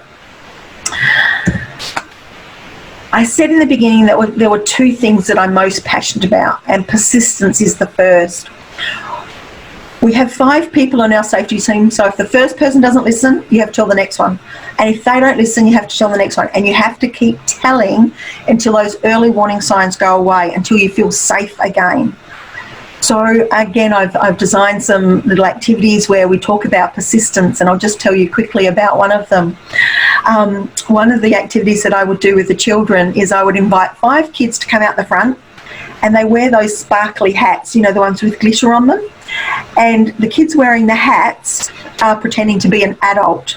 And then I'd choose another child, a 6th child, to come up, and I give them a scenario. So the idea is the child goes along the line, so they all line up out the front of the room, and they go and they say, "Can you please help me?" "Oh no, I'm too busy, I'm getting my nails done." "Oh, can you please help me?" "Oh no, I'm going fishing or hunting or whatever." "Can you please help me?" And they go down the line until the last person listens to the problem and fixes it. So we're practicing just keep on telling, keep on telling. Now, it'll drive you nuts because they'll want to do it after every lesson, but it's really important that we get kids to persist in all areas of their life, but especially if seeking help. And this is the second thing that I'm most passionate about. And Feather talked about it last night, but it's so important that I'm going to go over it again. Rather than just focusing on body parts, I teach public and private as a whole concept. So we talk about public and private rooms and places, then body functions, behaviour, language, pictures and dancing, then clothing, and then body parts. So I sit the kids down, I say, okay, we're going to say some words at school that we don't normally say. And again, I use the sign language. So in Australia, so you just get your two hands, that's the sign for public. And the sign for private is your hand in front of your mouth, because your mouth is a private part. And then sometimes what you say can be private. So it's flat hand, turn the key. And that makes it really clear for children. So I say, while you're sitting down today, we're going to say some words at school that we don't normally say, because school is a public place, but these are private things. So while you're sat down, it's okay. Once you stand up and go out the door, it's not okay to say these words out in the playground or back in your classroom in a silly way. Now, I know they're going to say it, but we're trying to desensitise them, because if they can't say the words, and here in Australia, we think we're very liberal, but, you know, I go into schools and I have teachers all the time saying, Holly, you do that lesson, I cannot say those words in front of these children. And my argument to that is, well, if you can't say penis or vagina or vulva, how can we expect a child to say it? We need to get over ourselves, and we have to, you know, and people, because they watch shows like the American show SVU and things like that, people think, oh, kids can point to a dolly, or kids can draw a picture. Now, I don't know about your countries, but in Australia, a child has to use the correct anatomical names or it won't go to court. So just knowing the correct words could be a protective factor. We had an expert here in Australia. Unfortunately, she passed away about 4 years ago. Her name was Professor Frida Briggs, our most renowned expert. She was an 86-year-old feisty professor who would go into prisons and interview perpetrators. And perpetrators would say to her that if I'm calling my private part a Mary, and the females watching, if you were calling your private part a vulva and a vagina, they would leave you alone. They are more likely to go after me because it's going to be harder for me to tell. They're going to know you've had some sort of intervention, but me, they're going to think, oh, I'm easy pickings. So just knowing the words, the correct words, it could be a protective factor. So we talk about there are three private rooms in your home. So bedrooms, bathrooms and toilets, and we talk about the private things you might do in them. With older kids, we need to talk to them about the internet is a public place. Nothing you can put on the internet. And again, Feather talked about this last night when she was saying to parent people, please don't share pictures of your children. Nothing on the internet is private. You can think you've got your Facebook locked down, so tight. It's not true. And the other reason that, you know, people should not share pictures of their children, especially without their consent, is, Feather talked about it last night, perpetrators are trolling through people's Instagram, and they're actually, I was at a police conference and they actually showed us a case study of how to join these dark web sites, they have to upload 10,000 new images to be able to, it's like a test to join the group. So they are trolling the internet looking for pictures of your cute kids, and then what they're doing is they're superimposing other children's faces on other bodies because it's a new image. So and as Feather said, you know, whether your child's in their scout uniform or their ballet costume or whatever it is, we should not be sharing pictures of children. You're just sitting on the steps by yourself. I'm working, you're working. So once we've talked about the top line, then we talk about things that we do with our body. So burping and farting and nose picking and spitting and swearing. I teach kids you don't swear at school because it's a public place. Now, I do a lot of work in remote Aboriginal communities here in Australia, and I had the Aboriginal teacher assistants come to me and said, Holly, you've got to stop those little girls dancing like Beyonce or Miley Cyrus. So, because the older kids were telling the little kids, oh, you know, dance fresh, you're such a good little dancer. And the assistants were worried that the boys would take them into the toilets and touch them. So I say to the kids, that's private dancing. If Beyonce's doing it, Miley's doing it, they're grown-ups, that's their business. Not safe for little ones to dance like that. And I get myself into a lot of trouble because especially youth workers say, oh, they should be able to express themselves and they should be able to, and I know all of the, yes, they should be, But if community is asking me to help, then that's the language that I use. So you may not choose to use that, and that is totally fine. But this is where we talk about private pictures and private movies. So I wrote this book, and I say to the children, we're going to pretend, I hold it flat, and I say, we're going to pretend this is an iPad, and I'm going to type in fairies, but a picture of a lady with no clothes on, but big fairy rings comes up. What should I do? I had a little boy go, well, miss, I'd type in fairies with clothes on. It's not that easy. Bless.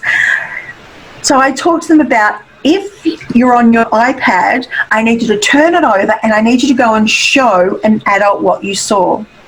Now, I used to say go and tell an adult, until about 3 months ago, somebody tagged me on Instagram into some child exploitation material. Somebody had seen something so horrific and didn't know how to handle it that they just tagged the FBI, the Centre for Missing and Exploited Children in the US, and Safe for Kids. So, and that's me. So I've just opened it up and seen the most heinous acts, and it impacted on me. In fact, I'm still having flashbacks myself. Now, I'm a middle-aged woman. My brain is fully formed. But what happened was, I did everything right. I took a screenshot of the person's face, but not what he was doing to the children, of the Instagram page. I didn't think to, at the time, because I didn't know what it was, I didn't take a screenshot of who tagged me, but when I went back to do that, it had disappeared. But what happened was, I contacted our federal police and it all got handled. But I went up, my office is in a shed in the garden. I go back into our house and I say to my husband, crying my eyes out, I saw this terrible thing, and I explained it perfectly to him, blow by blow. And he's gone, oh yeah, like big deal. So if I think I'm quite articulate. So if I can't portray to him, he still doesn't understand why sometimes I'll spontaneously burst into tears. So just imagine if a child had have seen that image. So I want children to actually show an adult, whether it's at school, at after school care, wherever it is. I need the adult to see what a child has seen, because kids are telling me that they're having nightmares. They're describing flashbacks. They don't know the words for it, but they say, I keep playing that over and over in my head. So I also do some brain science with 6-year-olds. So I explain to the kids, in your brain, you've got millions and millions of connections. But if you see pictures or moves of people with no clothes on, it changes the connections in your brain. It rewires your brain. So I need them to understand that I say it also releases a chemical in our brain called dopamine. And I explain that if I'm running around, my brain creates a little bit of dopamine to say, hey, Holly, keep running around. Or if I eat chocolate, a little bit of dopamine to say, keep eating chocolate. But if I see pictures or moves of people with no clothes on, it's like a flood or a tsunami, and you'll work out, what's the best language for the children that you're working with. But it's like a flood of this chemical in your brain, and your brain loves it. And that's what tricks your brain into going back and looking at more and more. So I teach them that if they see pictures like that, if it's on a laptop, close it. If it's on a screen, just turn it off. But don't shut it down, because I need the adult to see what they saw. And then I say, what I need you to say is, that's private out loud, and turn away. It's like turning off the dopamine tap. But then you must show an adult. Don't look at it again, because, and I usually have, one of those sparklers that you light it and it sparkles. And I say, if I touch a sparkler, just touch it, it burns a little bit. But if I left my finger on the sparkler, it burns in deeper. So that's why I need kids to turn away. So they've seen a little bit, but they don't want that impression, on their mind all the time. So in this book that I wrote, and again, you'll find the video about this on my YouTube channel. When I was researching this, I typed in Minecraft, because every kid's watching Minecraft videos, and the video that I clicked on, had all this swearing in, but down the side had all these thumbnails with the Minecraft characters in different sexual positions. So in the story, the teacher's described, like I've described to you, and has told the kids what to do if they see these pictures. But this boy's watching YouTube. He sees something that he doesn't like. He's turned it over. He knows he should go and tell his mum, but he doesn't, because kids tell me they won't tell an adult because they think they're going to get into trouble, or the parent will stop them going on to YouTube or whatever it was. So that night, he has these nightmares. And so in the morning, he goes and tells his mum what he saw, and they have this amazing conversation. So it's not frightening, and kids, adults tend to overthink things, but kids have only had 6 or 10 years worth of experience, where you've had 30, 40 or 50 years of experience, so you know more than children do. So if we give kids rules, the rules are the rules. Kids love rules. So it's really important that we give them some language around that. So I hope that's helpful, because we really have to give them the tools, because pornography, like I said before, is leading, because kids they're acting it out, because that's the only way they can process what they've seen. So the next thing we look at is the clothing, and then we go on to body parts. Now, I always start with boys for some reason. I don't know why. I teach kids that boys have 4 private parts. So we brainstorm all the words that they know, and I call them either home names or street names. Now, again, I don't know culturally in your different countries, but in the Western world, kids have lots of names for their private parts. Here in Australia, we'd have Willie and Cock and Doodle and Tallywhacker. And just recently, I had little boys said, my grandmother calls it a cuckoo bird. And then I just had a picture of the cuckoo bird going in the cuckoo house. Oh, that's not nice. So we need to I say the home names or street names. We've got to get away from this being your rude part, because with rude comes shame. So we brainstorm all of the words and say, yep, they're right. But a doctor would call it a penis, the dictionary calls it a penis, and in English it's a penis. So for boys, it's a mouth, penis, testicles in your bottom. Now, I know Feather last night talked about, she used the word anus, and I would love to do that, but I cannot get teachers to say penis and vagina. They ain't saying anus, let me tell you. So again, you'll know your population, you'll know, here in Australia, if a child said bottom, that's very clear. So then we go on to girls, and over the years I've heard girls' front private parts been called a lily, a flower, a minnie, a mickey, a Nelly, a Tweety, a frou-frou, a frangipani, a froggy. The latest thing kids here in Perth are calling it their front part is a cookie.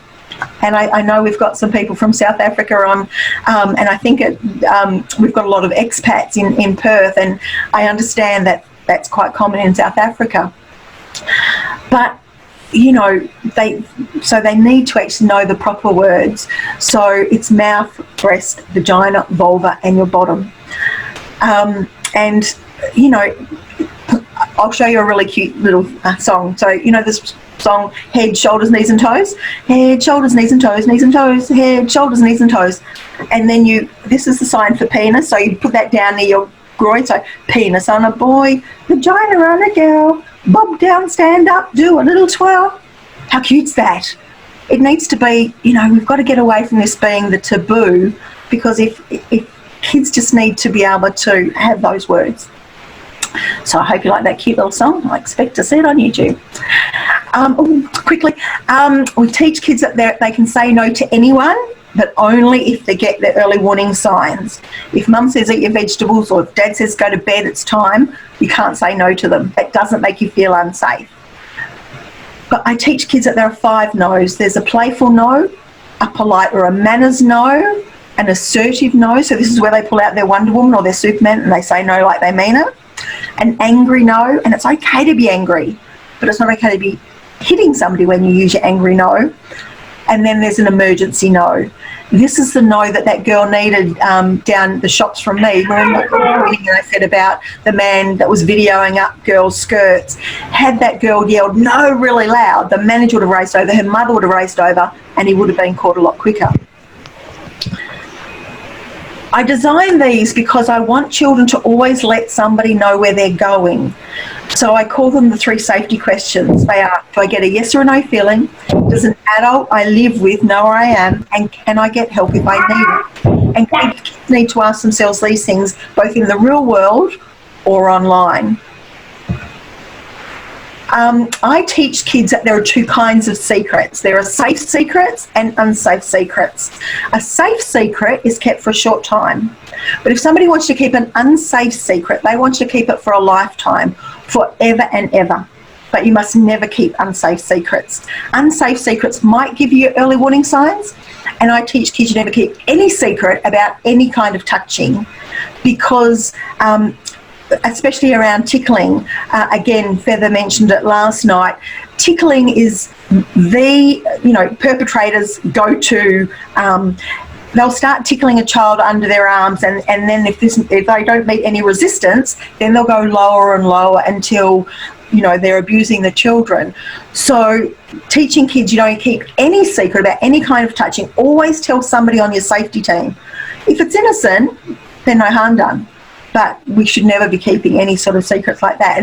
And I choose to teach that there are safe and unsafe. I know some programs teach that, we only have surprises, but I think there are some safe secrets, like having a secret family code, or where you hide your key at home in case you get locked out of the house. That's not a surprise. But because we've mentioned safe and unsafe so many times through the whole program, kids have a really clear message around that. So whether you choose secrets and surprises or safe and unsafe secrets, there's no right or wrong. It's just you'll know your population. Now, I also designed, I call these secret enablers, because this is also what's used to keep kids quiet. They might trick them, lie to them, bribe them, use blackmail, threaten them, use guilt, shame, or con them. And both online and in the real world, these are used to keep kids quiet. Sometimes it's not just about the secret. There are these other things, and I'm currently writing a curriculum and lesson plans around that model. Now, when I do a workshop, at the end of the workshop, I always cover this, because as a parent, the biggest fear for a parent must be, what if my child disclosed something to me? Now, most parents, they couldn't even imagine that they will ever have to hear this. But if a child came to you and told you that the boy next door was touching their private parts, and you go, you'll stop them telling you that story. Even if you go, you have to stay calm. So I teach that these 4 things need to come out of your mouth. I'm glad you told me. I believe you. It's not your fault, and I'm going to do something about it. And you need to know that by rote. So please, when I'm in schools and childcare centres, I have them actually practice this on each other. I want them to go up to each other during break times and say, hey, the boy next door, or, this kid, and they just need to be able to roll off your tongue, because if a child discloses, you're going to get your early warning signs. So cortisol is going to be, shutting you down, but you have to stay calm and you have to get this right. We have to believe all children. The amount of children that actually lie about sexual abuse is so minute. People say, oh, kids lie all the time. They actually don't around this sort of stuff. And if they do, it's usually around custody battles and stuff like that. And I might have got a new boyfriend, but we have to believe all children and just trust that the police are the ones that are trained to get or the Department of Child Protection in the different countries. It's their job to investigate, and it's not our job to investigate. We have to offer comfort. You cannot ask any leading questions. If you ask who, what, when, where, you will taint the evidence for police. So the only question that I encourage people to ask, and if you know that something's happened, don't ask any question. But if you still haven't formed a clear belief that something's happened, the only thing I'd say, tell me more about that, so that, you have to ask open-ended questions. You can't promise to keep the unsafe secret, and to contact your authorities in your different countries. Now, I know that's a lot, and I hope it was useful. I have all of my books are on my website. I have a Facebook page where I'm always sharing the latest research, free resources, just really good content. Those of you who are watching that are teachers, I have a Safe for Kids educators group where I'm currently running free training on a Sunday and providing lesson plans and, again, links to free resources from around the world that you might find useful. So if you're interested in joining my Safe for Kids educators group, please do that. Check out the YouTube channel. Apart from that, oh, look, I've gone over time. I'm really sorry. Are you there?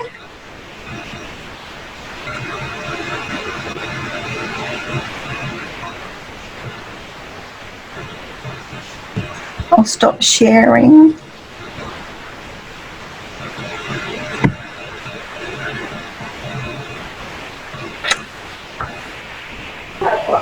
It's a great session, Holly.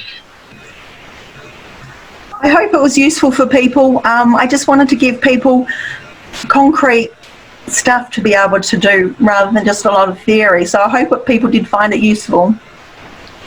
Yes, Holly, thank you for the amazing session. It was practical and at the same time, too many case studies, I would say, in a way, too many examples and experience today. It was wonderful to hear those experiences so that we could gain a lot of insight. The chat session was buzzing today and people do have a lot of questions. And I know we are running a little late, but I didn't want to stop Holly for the important information that she was giving, and I'm sure we all can wait for some time and understand the questions that have been asked and raised. So we are beginning with the questions right away. Okay, there is this question by Aisha where she's asking, by the time a child learns or understands how to express or in sign language or verbally or non-verbally about safe and unsafe, how can we protect especially the non-verbal kids? So I'm thinking that she's referring to these, babies or maybe kids with special needs. So Holly, would you like to answer that? Yeah. It is slow. Some children that are non-verbal have communication boards and things like that. They might have an iPad with pictures on. There also, again, it goes back to what Feather was saying yesterday. It also is about setting up an environment around those children in particular, because kids with special needs, as you saw in the statistics, are more likely to be abused than mainstream children. So, on their communication boards, you set up, no, it's my body, you can't touch me. You have pictures like that. If they're using flashcards, you never know what's going to stop somebody going after a child. So if a child was non-verbal, multiply handicapped, in a wheelchair, you could have stickers, I know, protective education. Set up the illusion that children know this stuff, because you never know what will stop somebody going after them. Most countries, kids with special needs have individual learning plans. So it's very important that in Australia we call them IEPs. So in their IEP, you'll have that, they will know the names for their private parts or be able to indicate on a board their private parts and things like that. So there are so many. I wish I had more time because I could do a whole day on, stuff specifically. In these lesson plans that I'm actually building, I'm getting some interactive games that I've developed. So all of those hopefully will be out by the middle of next year. Okay. It's, those kids are so vulnerable, so we just have to think outside the box. A very simple thing, so everything that I teach to do with safe is always green, everything to do with unsafe is always red, everything to do with public is always yellow, and everything to do with private is always purple. And I was explaining this at a special school, and there was a teacher who had a 22-year-old autistic daughter that was very non-verbal, very high needs, and because she has high needs, she has to go into respite. And the mum said, Holly, every time she goes away for the weekend, I don't sleep for the whole weekend because my two fears are either another client will sexually abuse her or, a carer will abuse her. I said, it's simple. You buy her a purple towel, purple underwear and a purple nightie, and nobody touches you under your purple stuff. She's gone, oh my gosh, that is gold. Because if you give an autistic kid, she'll rip their face off if they tried to touch her under that once she learnt that. And so, I'm happy for people to contact me and because special needs is my, that's where I started. I've got so many things that I could, with more time, talk about that sort of stuff. Right. Holly, we have another question thank you for this answer, and it was wonderful, very nice explanation. I'm sure there's a lot of clarity now. Shivangini Barua has asked, what if both the parents are working and they hardly get time to spend with their children at home? Then how the parents or the child will interact about such things that happened with the child? And that's, it comes back, both Feather said it and also it's about communication. Even if you're time poor, you need to make 20 minutes a day where you sit down with your child and don't say, tell me all the good things you did today. We need to give kids permission to tell us the bad stuff as well.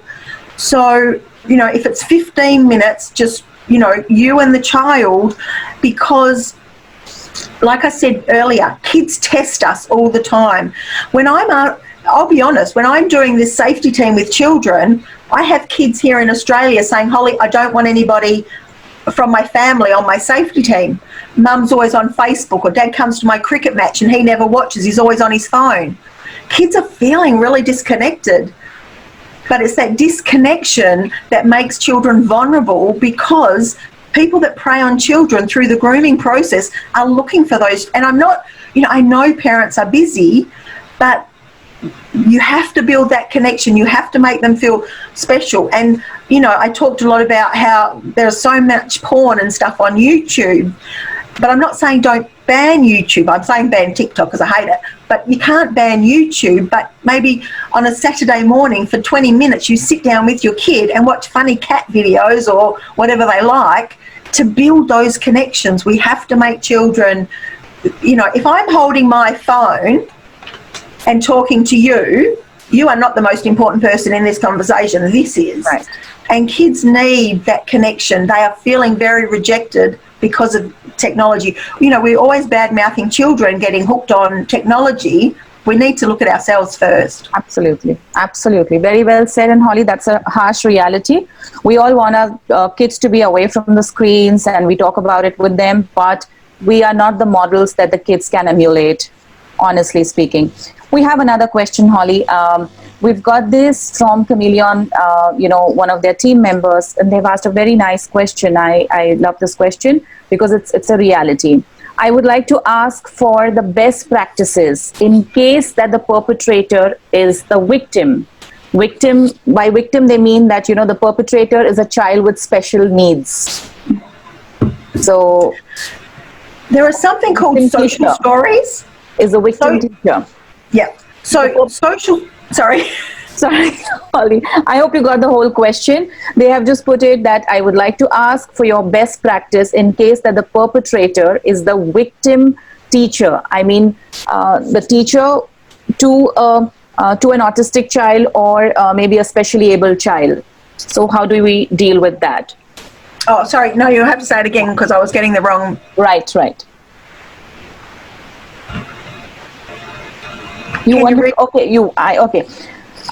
They are asking you what is the best practice in case if the perpetrator is the victim's teacher and the victim is a child with special needs.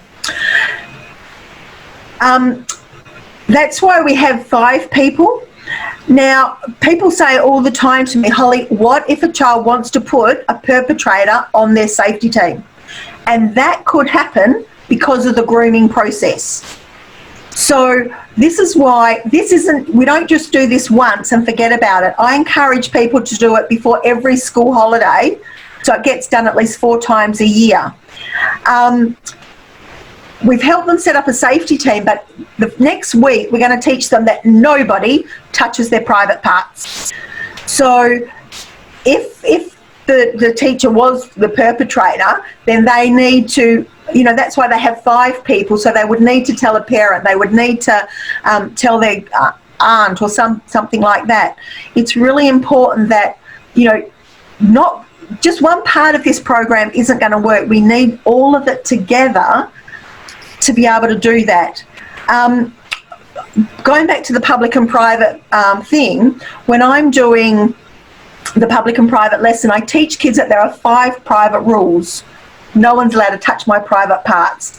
Unless it's for medical or hygiene reasons, if somebody did, it wouldn't be your fault. They are breaking, again, I do the sign language, they are breaking the law.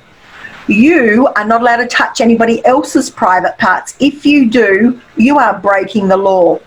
No one's allowed to show you private pictures, no one's allowed to take private pictures of you, and you're not allowed to take private pictures of yourself because of the child-to-child stuff. Again, I feel like I'm doing a Tupperware demonstration, but I actually wrote a children's book about child-to-child sexual abuse because it is so prevalent, and nobody is talking about it across the world. It's just not on, it's happening, like I said, 35% of children charged in the last 5 years. It's happening, but nobody knows how to address it. We need to give, in the story, something happens that's private in the toilets. Now, don't say what the private thing was, but the teacher teaches the kids those 5 lessons. So stories are the best way to get, this information across to children without it being confronting. And even if you don't know how to verbalise it yourself, if you're reading somebody else's words in a story, it's so much easier. Right. There are too many questions, and for all our viewers, I would also like to say that Cactus Foundation is going to take the time and effort to answer all the questions in a video plus a mail format, and we have your mailing list with us, and we will be getting back to you with all the questions that are relevant to the forum and even non-relevant to the forum but relevant to the subject for that matter. One question again, it's a very beautiful question and I want you to answer this one, Holly.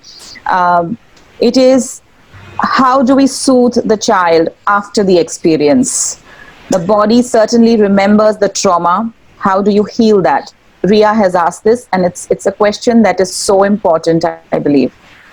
To be honest, this is not a magic wand. Kids may know everything and something bad still may happen, but it's the aftercare, and each country is so different about counselling, and each child, 3 children can experience the same incident and it can affect them in 3 different ways. So I wish I knew about how to just letting kids talk and being there for them, and like even with me with my flashbacks and things like that, we need to understand that even children that abuse other children, in some places they call them pedophiles and perpetrators and things like that. We need to know that behaviour is communication. So, kids may be acting out after it happened. They're not being naughty. They just don't know how to express themselves. So we have to be patient. We have to listen to them. We have to help them have this safety team that if they can't come to us, and that's why, if in the different countries, I know a lot of the kids that I've worked with that were sexually abused, in Australia, with the Kids Helpline, they can have the same counsellor and they can ring them and talk to them up to an hour at a time for free. So it would be really worthwhile investigating in each of the countries if you have these online counselling services, because here in Australia, like if you were my counsellor, I can keep ringing you until either, so the Kids Helpline here in Australia is from 5 to 25. So I can keep ringing you, or I can arrange it, Friday at 2 o'clock. We can have ongoing counselling. So if people can't afford counselling for children, then online counselling is it's such a valuable thing. in India, is there anything like that, the Kids Helpline? We have a kids helpline, but I'd like to highlight this. Cactus Foundation counsels, victims, adult survivors, and we do all this for free. We do it over mails, we do it over calls. And in fact, post-lockdown, our work has almost, I would say, more than doubled. And these tired faces of the Cactus volunteers that you see is because we are almost, there are times when we are like on call 8 hours continuously. Trying to talk to kids, trying to talk to parents, counseling them. And when we realize healing a child, I would like to add to what Holly has said. To heal a child, it's important that the adults around him take that as a priority. And I hope every parent does that as a priority first. And in our counseling, it's very important. In India, it's very difficult. So we have to first counsel the parents to get their attention to the abuse and to the trauma that the child is going through, because most parents, again, they kind of brush it off, or they think it's just a one-time thing. And most of them have this misconception that sexual abuse of a child is rape. Only when there is sexual penetration, then it is considered as sexual abuse in most of the Indian population, I would say. So we're trying to break that ground. So, the work here is extremely challenging. We have to break that ground and get the parents as well into the fold of therapy. So when you're healing the child, we also heal with, the parents also have to be got into that therapy mold. And that is what Cactus Foundation is doing. We are doing a lot of therapies, and we're doing it for free, Holly. I'm just so grateful that you are doing that, because, we have to educate people. I had a lady contact me on Facebook a couple of weeks back, and she wanted me to share her story. She was abused by her grandfather, but he never ever touched her. He would expose himself, he would masturbate in front of himself. The grandmother was in the room. There was a sort of a half wall, and he was doing it while she was there. And, this went on from 4 to 14 for 10 years. He never touched her. But it's still, and that's why when I say, there are so many statistics, but that's why I say 1/3. In fact, I believe it's 100% of children, because if kids see porn, that's sexual abuse, and every kid's going to see porn by the time they're 18. So it's so important that we get rid of, it's about penetration. It's, it still affects a child no matter what it is.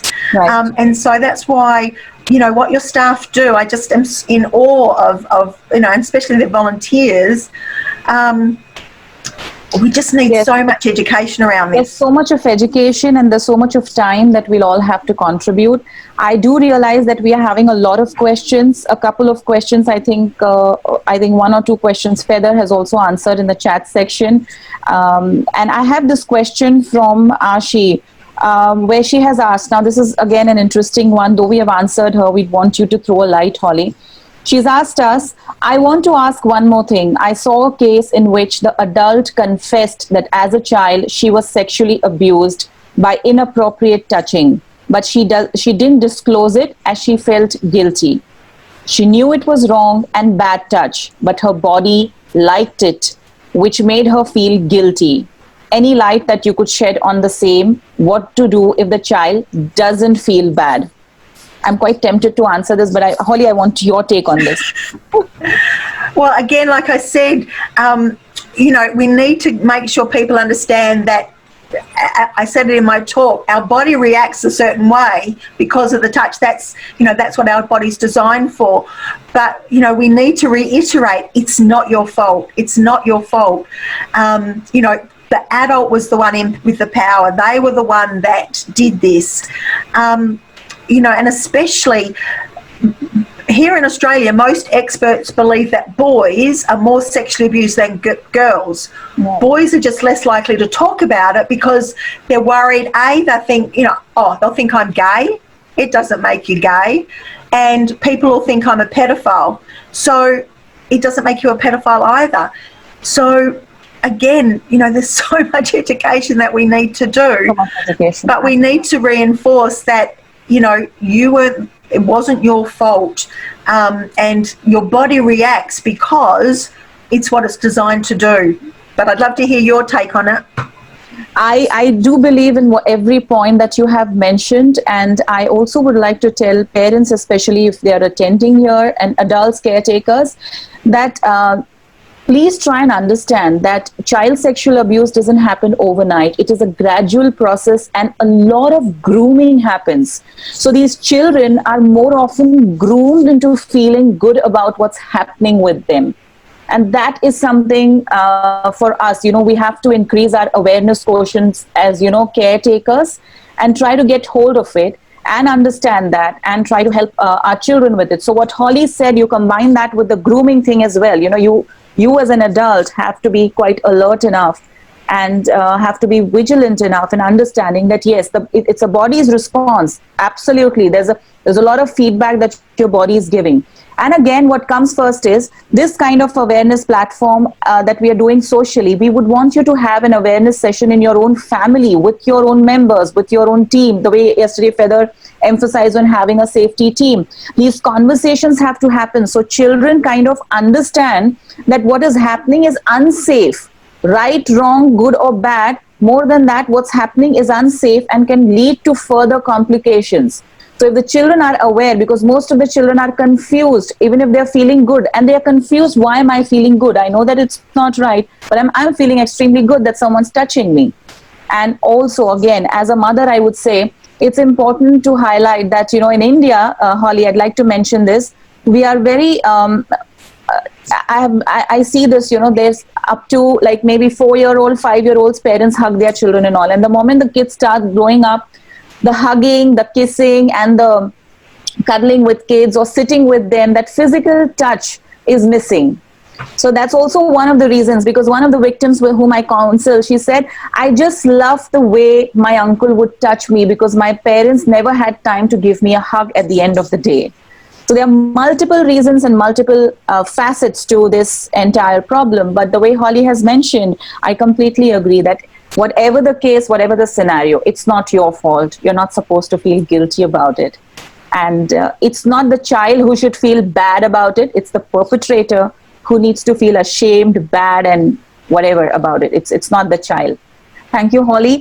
Holly, are you up for another question if you have time? I hope you're not running into, because Holly's a very busy, I would say, online educator. She has she does a lot of sessions and she's always online most of the times. So Holly, again, I have another question for you, and that is, okay, when a teenager, we've got this from Maharshi Ejagiri, he or she, I'm not sure about the gender, but yes, they have asked us, when a teenager is from the LGBT community, okay, and when he or she says about the abuse to the adults don't believe them. So what should he do so that the adults listen to them? I mean, my heart broke when I heard this question, but...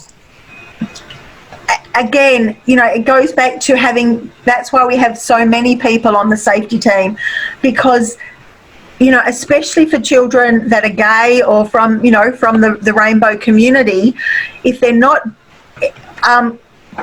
believed at home, then they'll go looking online, and this is where people are preying on children that are questioning their sexuality and things like that. They're grooming them, and it comes down to education for everybody. Education. Absolutely.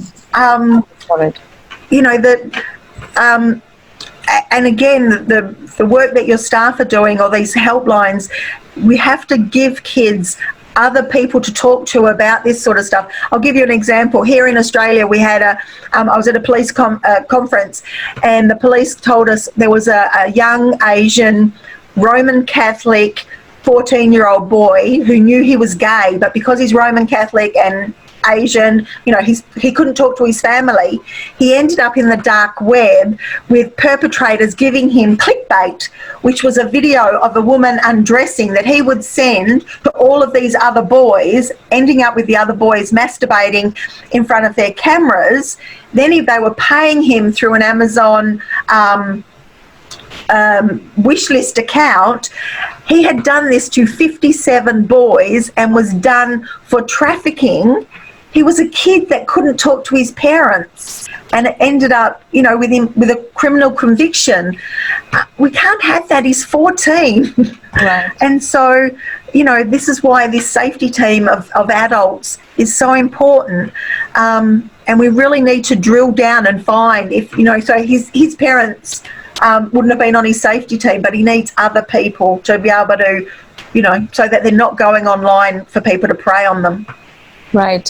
Thank you so much, Holly, because I think we have been stressing on the safety team concept, which is a new concept, for most Indians, I would say, because even when we go out and we ask people to have children, especially children and adults, when we talk about the safety team concept, it's not taken seriously. It's like taken for granted. And I hope especially all of us, we take this concept of safety team as well extremely seriously. Yesterday, Feather shed light on many aspects of it. Today, Holly is also talking about it. She's been presenting it. And I think, yes, and the LGBT community, the rainbow community, they are extremely vulnerable. And I would say almost 80 to 90% of them definitely go through sexual abuse as children. And on the day 4th of our conference, that is going to be a chat show, we do have an interesting panelist from India who's a transgender, and she's a gender activist. And she will be talking about her experience and her challenges with respect to child sexual abuse.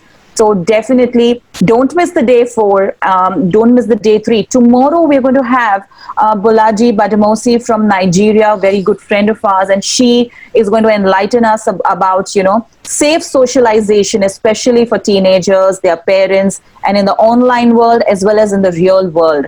I can see many programs, many questions in the chat window, and I am so tempted to answer them, but I won't because it's going to take a lot of time. But we have Holly's Instagram page. We've got Holly's links that we have posted in the chats for you. You can definitely get back to Holly on her page, contact her, or get in touch with her if you want more insights, more information, or you want to know more about the amazing empowering products, I would say, that she has. And she's got plenty of them. That is what I know.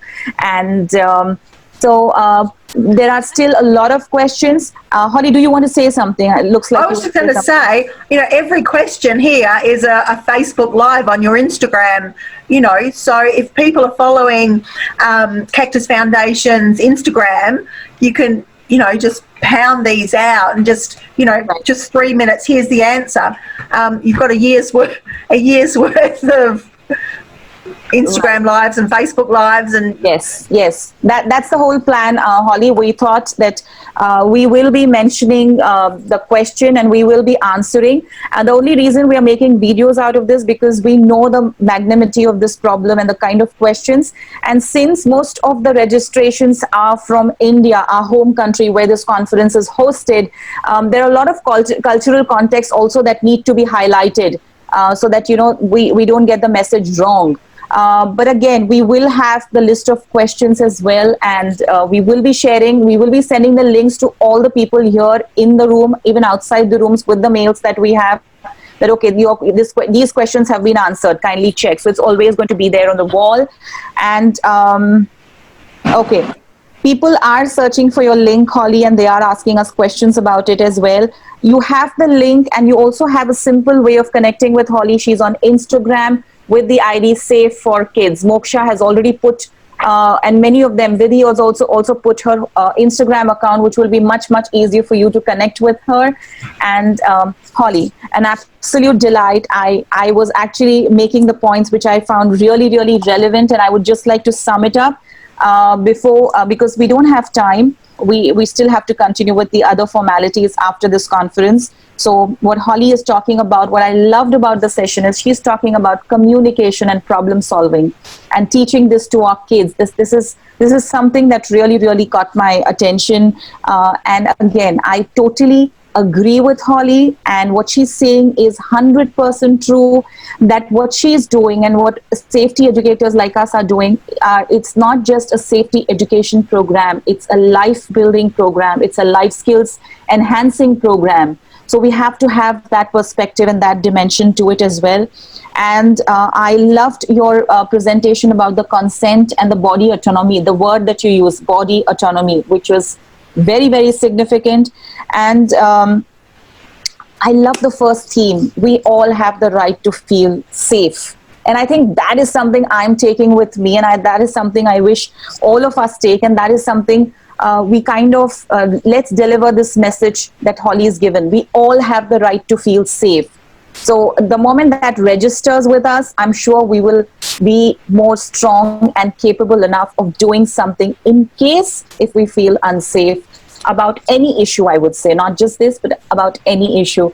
Holly, very engaging, and a lot of animations with your voice, because in the chat someone just messaged, oh ma'am, that was scary, when you probably just screamed and spoke something to make it lively. So someone just mentioned that. So you caught the audiences really well. Thank you so much, Holly. I'm honored to have you on this platform, and I'm blessed to have you and to hear you. And from India, from Cactus Foundation India, we are extremely, extremely thankful, grateful to you for the humility and for the amazing presentation and for all the support that you have been giving to this conference, Holly. Loads of love, loads of wishes, and a lot of power from our side. Before we leave, yesterday we did that for Holly. I want everyone to switch their videos on if they can right now. Yes, I can see Shreya, I can see Archana Patil, I can see Pamela. Hi Pam, Mariam, hi. Okay, and there are many people. We've got 8 slides. Let us just say a hi, quick hi to everyone. Zeddy Ellison, hi Anita, hi Maharshi. I'm so glad to see you here. Don't miss the day 3 and day 4. Don't you miss the day 3 and day 4. Before we leave now,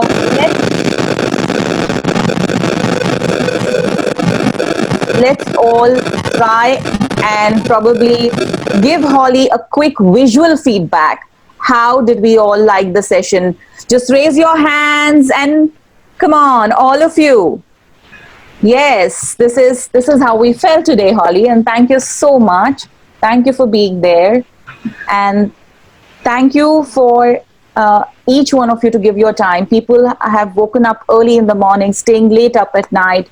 So all our friends from the Asian subcontinent, from the Europe, from US, from Australia, all of you, thank you. Again, I'd also like to mention a big thank you to our country volunteers in various countries who have been taking requests and asking people to register for this. A big thank you to them. A big thank you to the amazing Cactus youngsters here. We are really, really grateful for your volunteering here. Thank you so much. And for being so patient with us. You will get to know about Cactus Foundation on our website. And again, we are available on Instagram, and we're going to be more active, more sessions, a lot of fun, and a lot of new concepts in the field of child safety education and child sexual abuse prevention in the forthcoming 6 months. So stay tuned. And day 3, day 4, we've got an amazing speaker again tomorrow, Bolaji Badamosi. And she's quite humorous, and she's amazing. I don't want you to miss her session, and I don't want you to miss the panel discussion and the chat session on day 4. So thank you so much, peeps. Good night, good evening, good morning, whatever it is across the world. Thank you. Thank you so much.